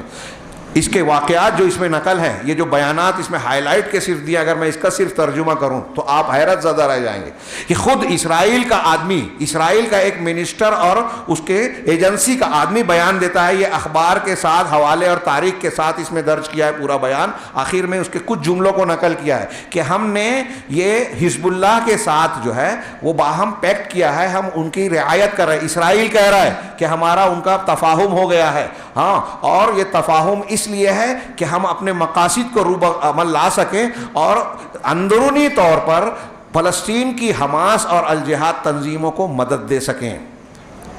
یہ داعش، اخوان المسلمین، ہاں، یہ حزب اللہ، ان کے عقائد، افکار، منہج آپ پڑھیں گے، ان کے حقائق کو جانیں گے تو حیرت زدہ ہو جائیں گے. آج میں اگر اسے بیان کروں، اس کتاب میں جو خبریں حوالوں کے ساتھ ہے، اس کے اخیر میں تصویروں کے ساتھ وثیقے ہیں، مطلب جس کو دستاویز کہیں گے، فوٹو کے ساتھ ایسے ایسے وثیقے اور دستاویز ہیں کہ آپ آج پڑھیں گے تو حیرت زدہ سمجھیں کہ مولانا جو ہے ایسی باتیں کہہ رہے ہیں جو قابل یقین نہیں ہے.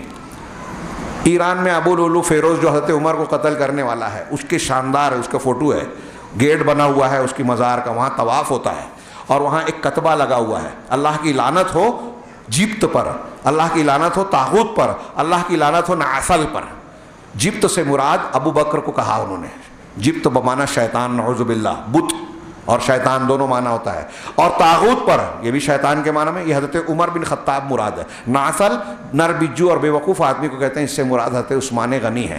اس میں تصویریں دی گئی ہیں کہ یہ جو حزب اللہ کے لوگ ہیں یہ امریکہ اور اسرائیل کے لوگوں سے ملاقاتیں کر رہے ہیں. انہوں نے آپس میں حلیف ایک دوسرے سے معاہدہ کیا، اور ان کے حسن نصر اللہ حزب اللہ کا جو امیر تھا، جو عمل الشیعہ ایک تنظیم تھی لبنان میں، اس نے حزب اللہ کو جنم دیا، اپنے کوکھ سے نکالا 1982 میں، سیاسی میدان میں 1985 میں آئی، اور پھر اس کے بعد انہوں نے اپنے آپ کو چھپانے کے لیے پہلے اس کا عمل الشیعہ نام تھا، پھر اس کو عمل الاسلامیہ نام کر دیا، اور پھر یہ حزب اللہ کے نام سے ایک تنظیم بنائی تاکہ لوگوں کو یہ نہ لگے کہ یہ شیعیت کی تعلیم پر عمل کرنے والے اور اس کو فروغ دینے کی کوشش کرنے والے، ایرانی فکر کو آگے بڑھانے والے ہیں. اس لیے انہوں نے لوگوں کو دھوکہ دینے کی کوشش کی اور ذرائع ابلاغ کا استعمال کیا، تقیے کا استعمال کیا، جھوٹی بیان بازی کا استعمال کیا. اور یہ جو ابلاغ کا جو فتنہ اور فساد ہے، اس میں آپ کو ہم کو یہ بات معلوم ہونے چاہیے کہ امریکہ ہو اسرائیل ہو، اسے معلوم ہے کہ کون سی خبر نشر کریں گے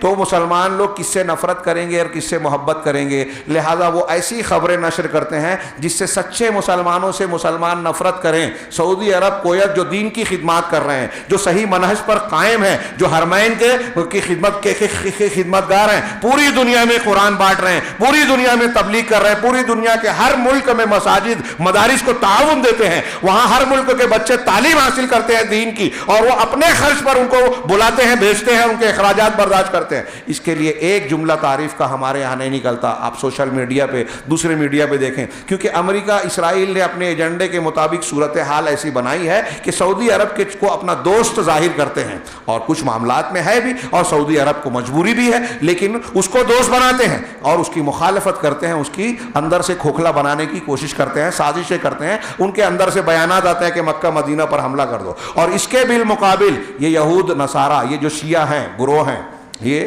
جیسے مثال کے طور پہ یہ حزب اللہ، اس میں ثبوت پیش کیے گئے ہیں کہ عراق کی حکومت، سنی حکومت کو گرانے میں امریکہ کا ساتھ دیا حزب اللہ نے ایران کے ساتھ مل کر. افغانستان میں طالبان کی حکومت کو گرانے کے لیے ایران اور خمینی نے اور اس کے ان چیلے چاپڑوں نے جو ہے مدد دی. بحرین کی سنی حکومت کا تختہ پلٹنے کے لیے ان لوگوں نے کوششیں کی. یہ لوگ جو ہے ایران میں جو ہے مختلف قسم کی تدریبات اور جو ہے وہ مشقیں کرتے ہیں، ٹریننگ لیتے ہیں، اور مختلف ملکوں میں خاص طور سے عالم عرب اور عالم اسلام کو شیعہ وطن بنانے کی کوشش کرتے ہیں. اور داعش کو جنم دینے والی ہیلری کلنٹن کا بیان ہے کہ ہم لوگوں کو انہی لوگوں نے داعش بنانے میں مدد کی، اور ہم اس کے ذریعے سے اپنا کام نکالنا چاہتے ہیں، علاقے کو 3 حصوں میں بانٹ کر اس پر قبضہ کرنا چاہتے ہیں، عراق کو.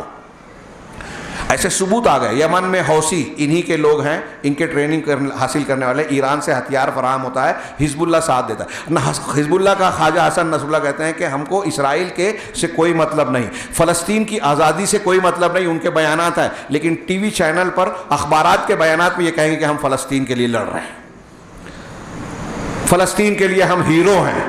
آج تک فلسطینیوں کے لیے کوئی مخلص کوشش انہوں نے نہیں کی. اگر کہیں کہیں کوئی تھوڑا موڑا بم بھیجا یا کچھ اسرائیلیوں سے ان کی مٹبھیڑ ہوئی تو اس کے مقاصد بھی اس کتاب میں بیان کیے گئے کہ لوگوں کو دھوکہ دینے کے لیے یا اپنے مقاصد اور اپنی وطنیت اور شیعیت کی حفاظت کے لیے تھوڑا موڑا کچھ معاملہ کیا. ورنہ ان کی پوری کوششیں اہل سنت والجماعت شام میں، کویت میں، بحرین میں، مصر میں اور عراق میں ہر جگہ انہوں نے صرف سنیوں کو مارا ہے. اور ایران میں مسلسل سنیوں پر ظلم ہوتا ہے. یہ جو صحابہ کرام کو گالیاں دینے والے، قرآن کو، موجودہ قرآن جو ہمارے سامنے ہے اس کو یہ نہیں مانتے، ان کے یہاں 2 5 7 100 200 نہیں 5000 سے زیادہ شیعوں کی امہات الکتب میں روایتیں موجود ہیں جو یہ کہتی ہیں کہ یہ قرآن محرف ہے۔ ابو بکر صدیق اور عثمان غنی نے، یہ کا جو ہمارے ہندوستان کا جو شیعی شخص تھا وسیم رضوی، اس نے پٹیشن داخل کی اور پھر اس نے جو بیان دیا تھا، کلپ آپ نے دیکھی ہوگی، وہ اصل میں شیعوں کا عقیدہ ہے، شیعوں کی امہات الکتاب میں موجود ہے کہ قرآن محرف ہے۔ صحابہ کرام کو یہ گالیاں دیتے ہیں، تبرہ کرتے ہیں، خلفائے راشدین، خلفائے ثلاثہ کو گالیاں دیتے ہیں، ان کو کافر کہتے ہیں، طاغوت کہتے ہیں، قرآن کو محرف مانتے ہیں، تقدیر پر ایمان نہیں رکھتے، اللہ تبارک و تعالیٰ کی توحید نہیں مانتے، اللہ کے لیے بدا کا عقیدہ رکھتے ہیں کہ اللہ کو ساری چیزیں پہلے سے نہیں معلوم۔ ایسی انتہائی بھیانک گمراہیاں ان کے یہاں موجود ہیں اور ان کا لوگ ساتھ دیتے ہیں۔ ہمارے ہاں لوگ میڈیا کے ساتھ دیتے ہیں، اخوان المسلمین اور فلسطین کی حماس۔ آپ دیکھیں کہ فلسطین کے سنی طبقات سعودی عرب کا شکریہ، ابھی جو موجودہ حالات گزرے، سعودی عرب کا شکریہ ادا کرتے ہیں اور کہتے ہیں کہ ہم سعودی عرب کا احسان کبھی نہیں بھولیں گے، لیکن حماس کا اسماعیل ہانیہ جو اسرائیل کے سامنے ہیرو بنتا ہے، اس کے بارے میں حقائق سامنے آئے کہ انہوں نے راکٹ مارے تھے اسرائیل جو ہے کیا نام ہے نیتن یاہو کے کہنے پر کہ آپ ماریں تاکہ میرا الیکشن کا معاملہ سیدھا ہو، میری حکومت خطرے میں ہے، میں حکومت بچاؤں، اگر آپ حملہ کرو گے تو پلٹ کے ہم حملہ کریں گے۔ جو لاشیں سنیوں کی بتائی گئی وہ غزہ اور فلسطین کا جو یروشلم القدس کے درمیان کا وہ حصہ ہے جہاں شیخ کیا نام ہے وہ شہر کا صلاح الدین ایوبی کے استاذ کے نام پر، وہاں ایک لمبے عرصے سے 1948-49 سے کیس چلا رہا ہے وہاں کے مسلمانوں اور یہودیوں کے بیچ، جنہوں نے ان کی املاک پر قبضہ کیا تھا، تو ان لوگوں نے جھوٹے کاغذات بنا کر کورٹ میں پیش کیے کہ یہ ہماری زمین ہے یہودیوں نے، لیکن ان لوگوں نے دولت عثمانیہ کے زمانے کی ترکی سے جا کر اپنے کاغذات حاصل کیے اور بتایا کہ یہ زمین ہماری ہے۔ وہاں فساد چل رہا تھا، اس درمیان کئی مرتبہ فساد ہوا، مسلمان اور یہودی اس فساد میں کئی طرف سے مارے گئے، کئی مرتبہ ایمرجنسی اور کرفیو کا نفاذ ہوا۔ وہاں مرنے والے یہودیوں کی لاشوں کو نیتن یاہو نے جو ہے اخبار میں اور اس ٹی وی چینل پر دکھایا، ہمارے مسلمان خوش ہو جاتے ہیں۔ ٹھیک ہے، یہود کو اگر تکلیف پہنچتی ہے تو ہم کو خوشی ہوتی ہے کیونکہ وہ ظالم ہیں، لیکن اس بات میں ہم اندھے ہو کر یہودیوں کی مخالفت کا نام لے کر مسلمانوں کے دشمنوں کو دوست سمجھ لینا، یہ کون سی عقل مندی ہے؟ یہ بہت بڑی بے وقوفی ہے، اور یہی دنیا میں چل رہا ہے۔ یہی حزب اللہ ایران کی طرف سے ہو رہا ہے، بیان آتا ہے ہاں کہ ایران نے بھی ابھی ہمارے یہاں آیا کہ سعودی عرب میں اذان پر پابندی لگ گئی، ابھی حقائق معلوم کیجئے تو کچھ اور ہے۔ ایک جھوٹی خبر بھی آ جاتی ہے تو یہاں شور مچ جاتا ہے کہ اسلام خطرے میں ہے، اور ان کی طرف سے یہ خبر آ جاتی ہے کہ حوثیوں نے حرم پر جو ہے وہ میزائل داغا تھا، ہوا میں اس کو مار گرایا گیا، ہاں مسلمانوں کو یہ نقصان پہنچایا۔ احواز جو ایران کا ایک قبضہ کیا ہوا سنی علاقہ ہے، وہاں کے مسلمانوں پر فلسطین کے مسلمانوں کی طرح انتہائی سنگین جرائم 1924 سے برتے جا رہے ہیں، انتہائی لمبے تو چوڑے معاملے میں قتل و غارت گری کا بازار گرم کیا گیا۔ وہاں سنیوں نے اگر کوئی تحریک چلائی تو ان کو جڑ سے اکھاڑ کر پھینک دیا، لوگوں کو غائب کر دیا گیا۔ اس علاقے کے لوگوں کو اپنے بچوں کے لیے ابو بکر، عمر اور عائشہ، حفصہ نام رکھنا منع ہے سنیوں کو۔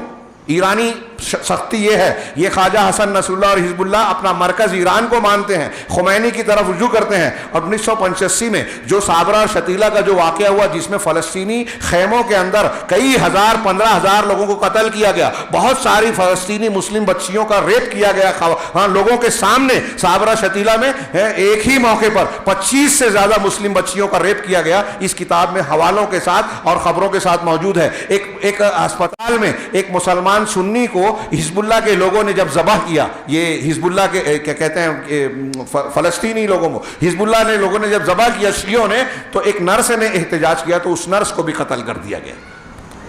یہ اسرائیل سے دوستی رکھتے ہیں، یہ امریکہ سے ان کا ایگریمنٹ ہے، اور مختلف چیزوں میں یہ اسلام اور مسلمانوں کے بالکل خلاف ایجنڈا رکھتے ہیں۔ یہ کہتے ہیں کہ فلسطین کے مسلح فلسطینی مجاہدین جو اسرائیل کے خلاف ہے، ان مسلح لوگوں کو ہم جو ہے غیر مسلح کر دیں، ہمارے مقاصد میں یہ، لیکن بیان دیتے ہیں کہ فلسطین کی تائید کر رہے ہیں۔ جنوبی لبنان سے موسیٰ الصدر جو عمل الشیعہ اور یہ اس کا بانی ہے، ہاں کہتے ہیں حزب اللہ کا بانی ہے موسیٰ الصدر، اس کے جرائم کا کچا چٹھا اگر آپ اس میں پڑھیں گے تو انتہائی حیرت ہوگی. اور اس کے باوجود ہمارے کچھ مسلمان ایسے ہیں جو ان کو جو مبارکباد دینے جاتے ہیں ان کا ساتھ دیتے ہیں. خمینی نے اسلامی حکومت کا دعویٰ کیا تو وہاں جا کر جو ہے اس کو مبارکباد دے رہے ہیں، لیکن انہوں نے وہ بیان نہیں کرتے کہ جب صابرہ شتیلہ اور فلسطین میں مسلمانوں کا قتل عام ہو رہا تھا، ان کے شیعہ ملیشیا کر رہی تھی، لبنان میں جو ہے قتل عام کر رہی تھی، تو خمینی سے جا کر درخواست کی گئی کہ آپ ان سے کہیے آپ کی بات کو مانتے ہیں کہ یہ سلسلہ روک دیں سنیوں کو مارنے کا. خمینی نے ایک جملہ بھی نہیں کہا، ان کی درخواست قبول نہیں کی. خمینی کے نائب نے صرف مذمت کر دی تھی منتظری نے، تو اس کو جو عہدے سے ہٹا دیا گیا. اس کتاب میں موجود ہے. شیخ صاحب کتاب نے آخر میں یہ بات کہی ہے کہ فلسطین کو فتح کیا تھا عمر بن خطاب رضی اللہ تعالیٰ عنہ نے، اور اب فلسطین کو آزاد کرنے والے وہ لوگ نہیں ہوں گے جو حضرت عمر کو گالیاں دیتے ہیں. یہ شیعہ اور ان کے معاونین. ہمارے یہاں ایک بات، وقت زیادہ ہو گیا، 2-4 منٹ اور بولوں. ہاں، ایک بات یہ کہیں کہ یہ شیعوں کا یہ عمل ہے. اب قرآن کی ایک آیت ہے، لا تجدون قوما یؤمنون باللہ والیوم الآخر یوادون من حاد اللہ ورسولہ ولو کانوا آباءہم او ابناءہم او اخوانہم او عشیرتہم. کہ آپ ایسے لوگوں کو جو اللہ پر اور آخرت کے دن پر ایمان لاتے ہیں ایسا نہیں پائیں گے کہ جو اللہ اور اس کے رسول سے دشمنی رکھتے ہوں ان سے دوستی کریں.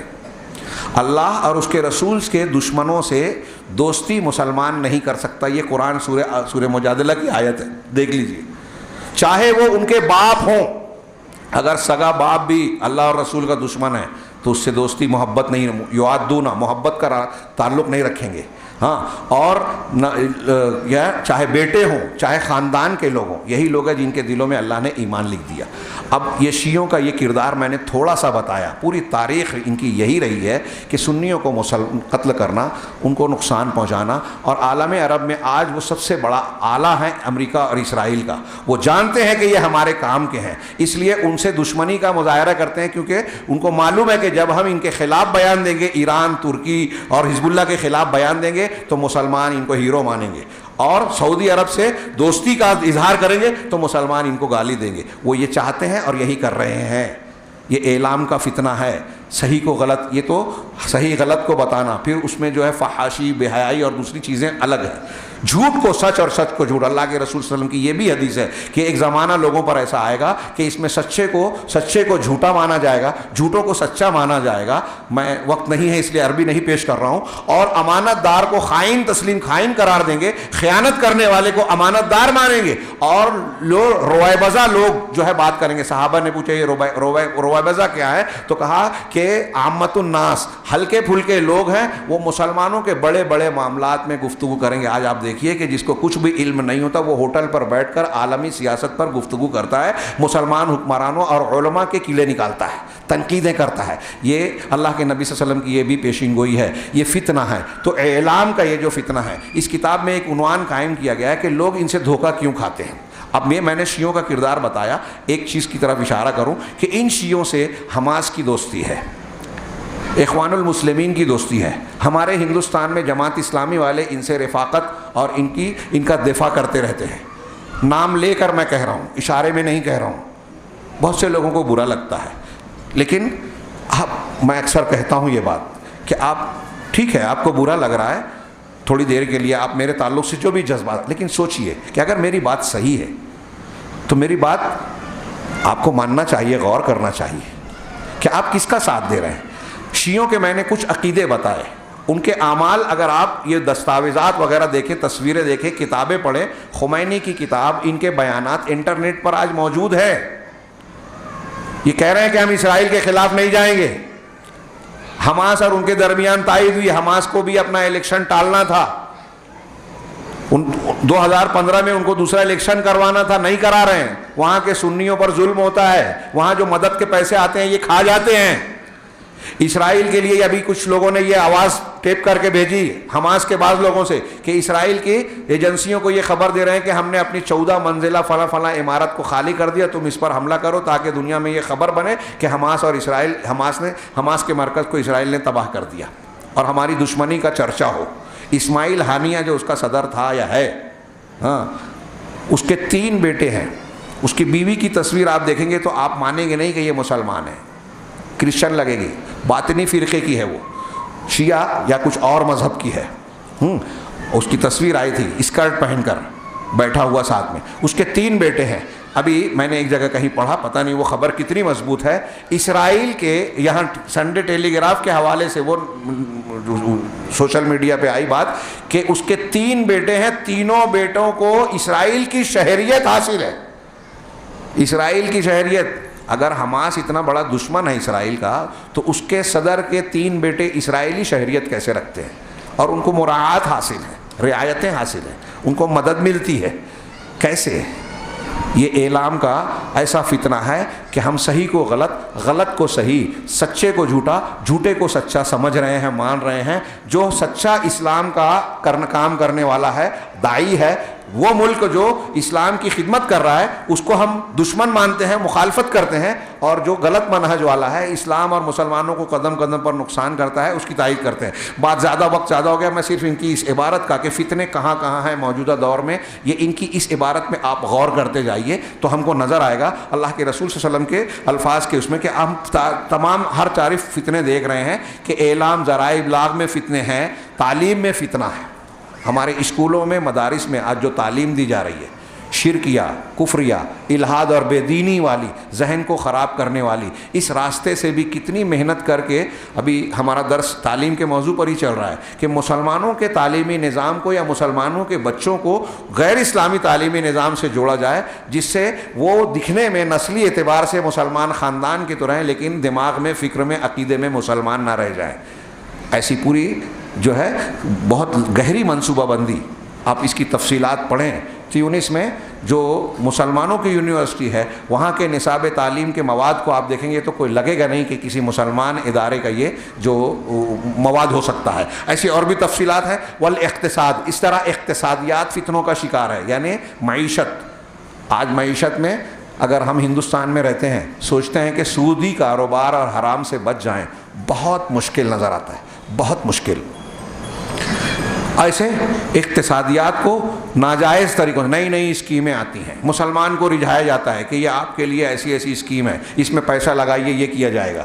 ہاں، اور اس میں اگر آپ مخالفت کرتے ہیں، اسٹاک ایکسچینج کا ایک پوری دنیا میں جو ہے ایک ڈرامہ اور اسٹیج تیار کیا گیا ہے، کروڑوں کا لین دین ہوتا ہے، اور جو لین دین اسٹاک مارکیٹ میں ہوتا ہے شیئرز کا، اس سے ایک سوئی نہیں بنتی، اور کہتے ہیں کہ ہم تجارت میں مشارکت کر رہے ہیں، اور بھی اس کی تفصیلات۔ تو اقتصادیات کے راستے سے بھی ہر طرف فتنے ہیں۔ آج اچھے اچھے مسلمانوں کو آپ دیکھیں گے کہ حرام روزی سے، حرام کھانے پینے اور کاروبار سے وہ بچ نہیں پاتے۔ اسی طریقے سے سیاست بھی کتنے شدید فتنوں کی گھری ہوئی ہے طوائف تماش بینوں میں۔ سیاست کا معنی اب یہ سمجھتے ہیں لوگ کہ اگر نیک آدمی ہے تو وہ سیاست کو جانتا ہی نہیں ہے۔ صحابہ کرام کے زمانے میں قرآن کا علم رکھنے والا، دین کے احکامات کو جاننے والے کو گورنر بنا دیا جاتا تھا۔ آج ہمارے یہاں لوگ بولیں گے ارے وہ تو مولوی ہے، اس کو کیا دنیا داری سمجھے گی۔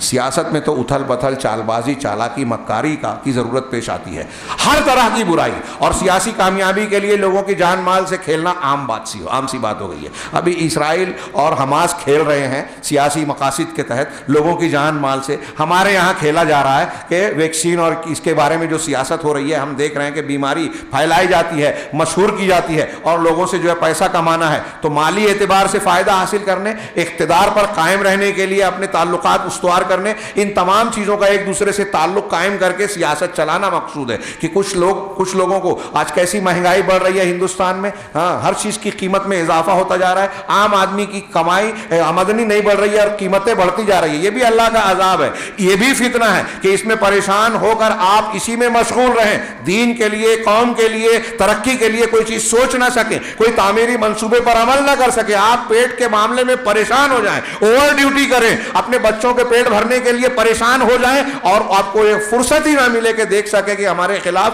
کون سازش کر رہا ہے، کون سے منصوبے چل رہے ہیں۔ تو مخصوص سیٹوں کی جیبیں بھری جا رہی ہے اور لوگوں کو مرنے پر مجبور کیا جا رہا ہے۔ لوگ بیماریوں سے مر رہے ہیں، کورونا سے مر رہے ہیں، بلیک فنگس سے، وائٹ فنگس سے، اور دوسری بیماریوں سے، آکسیجن کی قلت کا شکار ہے۔ کسان جو ہے وہ لمبی مدت سے جو ہے ہڑتال پر بیٹھے ہوئے ہیں، ظالمانہ قانون کو واپس لینے کا مطالبہ لے کر، کوئی سنوائی نہیں ہے، سب فتنے اور عذاب ہیں۔ یہ اقتصادیات اور والعلاقات الدولیہ، عالمی تعلقات، یہ بھی فتنہ ہے۔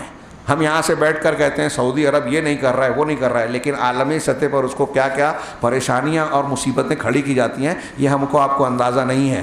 دور کی بات چھوڑیے، پہلے یہ جو شیعہ رافضی اور ان کے پالے ہوئے ٹولے منافقین کے ہمارے درمیان ہیں تحریکی، وہ ہمارے گھروں میں گھس کر بم دھماکے کرتے ہیں، بہت ساری ایسی حرکتیں کرتے ہیں جس سے ان کی اپنی سماجی اور سیاسی حیثیت جو ہے وہ داؤ پر لگ جاتی ہے۔ ہاں، اس میں تصویریں دی ہیں مختلف مراکز پر کہ الخبر کی مسجدوں میں اور مقامات پر بم دھماکے کرنے والے کون کون تھے، شیعہ، حزب اللہ اور ایران کے لوگ تھے۔ اس میں سے کئی لوگ پکڑے گئے، کنہیں کی کچھ کی گرفتاریاں باہر ہوئی سعودی عرب کے باہر۔ اسی طریقے سے مسلمانوں کا کمزور بنایا جانا، ان کی بے عزتی کرنا، اب ان کی کوئی حیثیت نہیں ہے۔ کتنے ممالک ہیں مسلمانوں کے، ہندوستان میں کتنی تعداد ہے مسلمانوں کی، لیکن آج ہماری کیا حیثیت ہے؟ ہاں، کوئی اوقات نہیں، کوئی حیثیت نہیں۔ ہمارے خلاف اگر کوئی ظلم کیا جاتا ہے تو چینخ چلا کر خاموش ہو جاتے ہیں، لیکن کوئی سنوائی نہیں ہوتی۔ اسی طریقے سے ان کی مسجدوں کو جلا دینا، مسجدوں کو تباہ کر دینا اور جھوٹے کیس بنا کر جھوٹے فیصلے کر کے، جیسے بابری مسجد کا معاملہ ہوا ہم جانتے ہیں، اسی طرح مسلمانوں کی عزتوں کو جو ہے حلال سمجھ لینا، مسلمانوں کی عزتوں کو پامال کرنا، ان کا خون بہانا، جان سے مار دینا، ہاں، انہیں ان کی زمینوں سے بے دخل کر دینا۔ اسی طریقے سے جو ہم دیکھتے ہیں عورتوں کا فتنہ اور ان کی کثرت اور ان کا اللہ تبارک و تعالیٰ کی شریعت کی مخالفت کرنا، بے پردگی، اختلاط، زنا اور دوسری ساری برائیاں، آج ان کو جو ہے سامان فروخت بنا دیا گیا ہے، بازار کی زینت بنا دیا گیا ہے، فیشن شو میں وہ استعمال ہو رہی ہے، کپڑا بیچنے کے لیے وہ استعمال ہو رہی ہے۔ حد تو یہ ہے کہ مردوں کے استعمال کی چیزوں کے اشتہار میں بھی عورتوں کو استعمال کیا جاتا ہے، اور اسے وہ سمجھتی ہیں کہ بڑے فخر کی بات ہے، حالانکہ ان کا استحصال ہو رہا ہے۔ اسی طریقے سے علم کا فتنہ ہے، لوگ اب تعلیم حاصل کرتے ہیں تو علم کی وجہ سے نہیں، اور نہ ہی اللہ کی خوشنودی حاصل کرنے کے لیے، بلکہ صرف اس لیے کہ نوکری مل جائے گی اور سرٹیفکیٹ اور ڈگری مل جائے گی، سوائے اس کے جس پر میرا رب رحم کرے، یعنی کچھ مستثنا ہو سکتے ہیں۔ اسی طریقے سے مختلف قسم کے انتہائی سنگین اور شدید قسم کے ہلاک کر دینے والی بیماریوں کا عام ہونا، جو پہلے زمانوں میں نہیں پائی جاتی تھی، ابھی تازہ ہمارے یہاں کووڈ کی شکل میں ایک عذاب اور ایک فتنہ پایا جاتا ہے۔ اسی طریقے سے ایک فتنہ یہ ہے کہ لوگوں کا دین سے نکل جانا، ہمارے نوجوان منکر حدیث بن رہے ہیں، قادیانی بن رہے ہیں، صوفی بن رہے ہیں، ہاں، الہادی فکر کو اختیار کر رہے ہیں، فلاں تنظیم سے تعلق کر رہے ہیں، وہ تو جہاد کر رہے ہیں، وہ تو فلاں کر رہے ہیں۔ تو نوجوان اس طریقے کے راستوں کو اختیار کر کے جس کو جہاد کہہ رہے ہیں وہ جہاد واد نہیں ہے، خارجیت ہے۔ مسلمانوں کو جو کافر کہہ کے مسلمانوں کو قتل کرے وہ خارجیت ہے۔ ان کے یہاں قرآن اور حدیث کا منہج نہیں ہے۔ یہ اخوان المسلمین اور ان لوگوں کے بارے میں بڑے بڑے کبار علماء کا یہ بیان ہے۔ ان کا جب جائزہ لیا گیا تو کہا کہ ان کا منہج اہل سنت والجماعت کا منہج نہیں ہے، یہ قرآن و حدیث کے مطابق نہیں چل رہے ہیں۔ اللہ کے اس گھر میں میں بہت اہم بات کہہ رہا ہوں کہ اگر آپ کو کسی تنظیم جماعت سے وابستہ ہونا ہے تو یہ دیکھیے کہ قرآن و حدیث کے مطابق اور صحابہ کرام کے عقیدے اور عمل کے مطابق ان کا منہج ہے یا نہیں ہے۔ ان کے یہاں خارجیت ہے، ان کے یہاں صوفیت ہے، ان کے یہاں قبر پرستی ہے، ان کے یہاں اللہ کے اسماء و صفات کے بارے میں تعویلات ہیں، ان کے یہاں وحدت الوجودی عقیدہ ہے، اور ایسے بہت ساری چیزیں جو گمراہی ہیں، جو منہج اور صحیح عقیدے اور صحیح منہج کے خلاف ہے۔ تو دین سے دور ہو جانا یا دین سے باہر نکل جانا، اسی طریقے سے سماج اور معاشرے کا بگاڑ اور بددینی کا شکار ہونا، یہاں تک کہ اب لوگ مختلف قسم کے نئے نئے فتنوں سے تعجب میں پڑ جاتے ہیں کہ یہ کس طرح کا فتنہ ہے، ہاں، جب تک کہ کیونکہ وہ ایسے فتنوں سے ماضی میں کبھی جو ہے اسے مانوس نہیں تھے، نئے نئے قسم کے فتنے، اور بھی بہت سی باتیں ہیں اور بڑی اہمیت کے حامل ہیں، لیکن میں دیکھ رہا ہوں کہ وقت بہت زیادہ ہو گیا، 8:30 بجے معاملہ خطاب کو ختم کرنا چاہیے تھا۔ میں اختتام میں یہ کہنا چاہوں گا، اس حدیث کا اگلا 2 جملہ ہے وَيُلْقَى الشُّحَّ، شح کا کئی معنی کیا گیا، بخیلی ترجمہ کرتے ہیں، لیکن جو چیز اپنے پاس ہے اس کو خرچ کرنے میں بخیلی کرنا، دوسروں کا حق دینے میں تحمل کرنا، اور دوسروں کا جو مال ہے اس کو حاصل کرنے کی کوشش کرنا، اس کو شوق کہتے ہیں۔ اور اللہ کے رسول نے فرمایا کہ اس شوق سے بچو، تم سے پہلے کے لوگوں کو اس نے ہلاک کیا۔ جب اس شوق نے، اس بخل اور حرص نے لوگوں کو کہا رشتہ کاٹ دو تو رشتہ کاٹ دیا، لوگوں کو قتل کرنے کے لیے آیا تو قتل کر دیا۔ آج ہم دیکھتے ہیں دنیا داری کا یہ فتنہ ہمارے اندر پایا جا رہا ہے کہ دنیا کے فائدے کے لیے ایک آدمی دوسروں کا نقصان کرتا ہے، عزت سے کھیلتا ہے، جان کو مار دیتا ہے، فساد پھیلاتا ہے اور سارے وہ چیزیں کرتا ہے، مقصد کیا ہے کہ میری جیب بھرے، اور پھر اس کا پیٹ بھی نہیں بھرتا. کروڑ کما لیا امبانی اڈانی وغیرہ نے، لیکن ان کے یہاں آج کیا چل رہا ہے کہ ہر روز پیٹرول مہنگا کر رہے ہیں، لوگوں کی جیبوں کو تنگ کر رہے ہیں، لوگوں کو فاقے پر مجبور کر رہے ہیں، ان کا پیٹ بھرتا ہی نہیں ہے. تو یہ شح ہے، نہ ختم ہونے والی بھوک اور لالچ ہے. چنانچہ یہ لوگوں میں عام ہو جائے گی، اور آج ہم دیکھ رہے ہیں کہ دنیا داری کس طریقے سے عام ہوتی چلی گئی. اسی طریقے سے حرج بڑھ جائے گا. یعنی اللہ کے رسول صلی اللہ علیہ وسلم نے اس کا کئی معنی ہے، میں اس تفصیل میں نہ جاتے ہوئے خود تشریح کی کہ حرج کا معنی ہے قتل. مسلمان کو قتل کریں گے، مسلمان کو کافر مسلمان کو، یا کافر کو قتل کریں گے. قتل عام ہو جائے گا. قتل کا عام ہونے کا مطلب کیا کہ قتل کے اسباب بھی عام ہو جائیں گے. قتل کے اسباب کیا ہیں؟ یہ مذہبی منافرت، تعصب، عصبیت، ایک دوسرے سے دشمنی، اناد، انانیت، اپنے آپ کو بڑا دکھانا، دوسرے کو چھوٹا دکھانا، اپنے اقتدار کو حاصل کرنا، دوسروں کو محروم کرنا، ایسے مقاصد کے تحت قتل ہوتے ہیں. مایوسی کی وجہ سے خودکشیاں ہوتی ہیں. آج ہم دیکھتے ہیں مسلم سماج میں بھی ہمارے نوجوانوں پر فلمی کلچر کا اثر ہے، موبائل کا اثر ہے. چھوٹی چھوٹی باتوں پر گروہ کے ساتھ میں حملہ کرتے ہیں، قتل ہو جاتا ہے. ایسی خبریں آ رہی ہیں جسے پڑھ کر بڑی حیرت ہوتی ہے. اب انسانی جان کی کوئی قیمت ہی نہیں رہی. خبریں وہی دیکھتے ہیں، فلمیں دیکھتے ہیں، یہاں تک کہ بچوں کے لیے جو کارٹون بنائے جاتے ہیں یورپ اور امریکہ میں، اس میں ہمارے اس میں بتایا گیا کہ یہ اس منصوبے کے تحت بناتے ہیں کہ بچے بار بار گولی چلانا، بم دھماکہ یہ دیکھیں گے. کارٹون اور ان کے چھوٹے بچوں کی عمر کے جو مختلف خوش کرنے والے، اس میں ان کا دماغ تشدد کی طرف جائے گا، انتہا پسندی کی طرف جائے گا. اور ایسا ہو رہا ہے. نتیجے میں ہم مختلف موقعوں پر واقعات سنتے ہیں کہ فلاں اسکول کے بچے نے گھر سے گن لی اور جا کر اپنے ساتھیوں میں سے کئی لوگوں کو شوٹ کر دیا، قتل کر دیا. کسی سے غصہ ہو گیا، اس کو قتل کر دیا. کسی کے ساتھ ایسی حرکت کر دی، ویسی حرکت کر دی، زنا کر دیا، اور نہ جانے کیا کیا. ایسے آپ دیکھیں گے تو ہر طرف سے فتنوں کی یلغار ہے. میں نے جن فتنوں کا ذکر کیا وہ تھوڑے ہیں، جو اصل فتنے ہیں وہ بہت زیادہ ہیں. اور ایک فتنہ یہ تھا جس پر میں تفصیلی گفتگو کرنا چاہتا تھا، لیکن بھائیوں نے جب بتایا کہ ہماری مائیں بہنیں بھی کثیر تعداد میں شریک ہونے والی ہیں، تو میں نے موضوع کے اس پہلو کو جو تمہیدی تھا اس کو اصل حصہ بنا کر پیش کیا. اس لیے کہ تنظیموں کے یہ معاملات اور واقعات اور یہ حقائق جو ہیں اس کا تعلق عام طور سے خواتین کو سے کم ہوتا ہے، اور انہیں لگے گا کہ یہ ہم سے تعلق رکھنے والی باتیں نہیں ہیں. کسی اور نشست میں انشاءاللہ یہ باتیں بیان کی جائے گی. یہ بہت بڑا فتنہ ہے کہ ہمارے درمیان کچھ لوگوں کو، ایسے لوگوں کو خوبصورت اور ہمارا مسلمانوں کا ہیرو بنا کر پیش کیا جاتا ہے، جو حقیقت میں اسلام کی جڑیں کھودنے والے اور غیر مسلموں کو مدد پہنچانے والے ہیں. آج یورپ، امریکہ جو کامیابی سے ہمکنار ہیں، مسلمانوں کی حکومتوں کو توڑ دیتے ہیں. عراق میں حکومت گرائی، طالبان کی حکومت گرائی. ابھی صحیح غلط کیا خرابیاں کیا برائیاں ہیں وہ دوسری طرف. لیبیا اور دوسرے بہت سارے. لیبیا میں ہم یہ نہیں کہتے کرنل معمر قذافی بہت اچھے تھے، لیکن ان کے جانے کے بعد آج لیبیا کا کیا حال ہے. ہر روز وہاں لوگ کاٹے مارے جا رہے ہیں. اور آپ دیکھیں گے کہ امریکہ کی چھتر چھایا میں عراق، افغانستان، ان جگہوں پر شیعوں کا عمل دخل بڑھ گیا ہے، اور وہ سنیوں کا قتل کرتے ہیں، مارتے ہیں، سازشیں کرتے ہیں، اسلامی دعوت کو نقصان پہنچاتے ہیں، روکتے ہیں. سعودی عرب کی جانب سے افریقی ممالک میں جو اسلامی دعوت کا کام چل رہا ہے، ایران کے شیعوں نے اس سے رکاوٹ کا مختلف راستے پیدا کیے.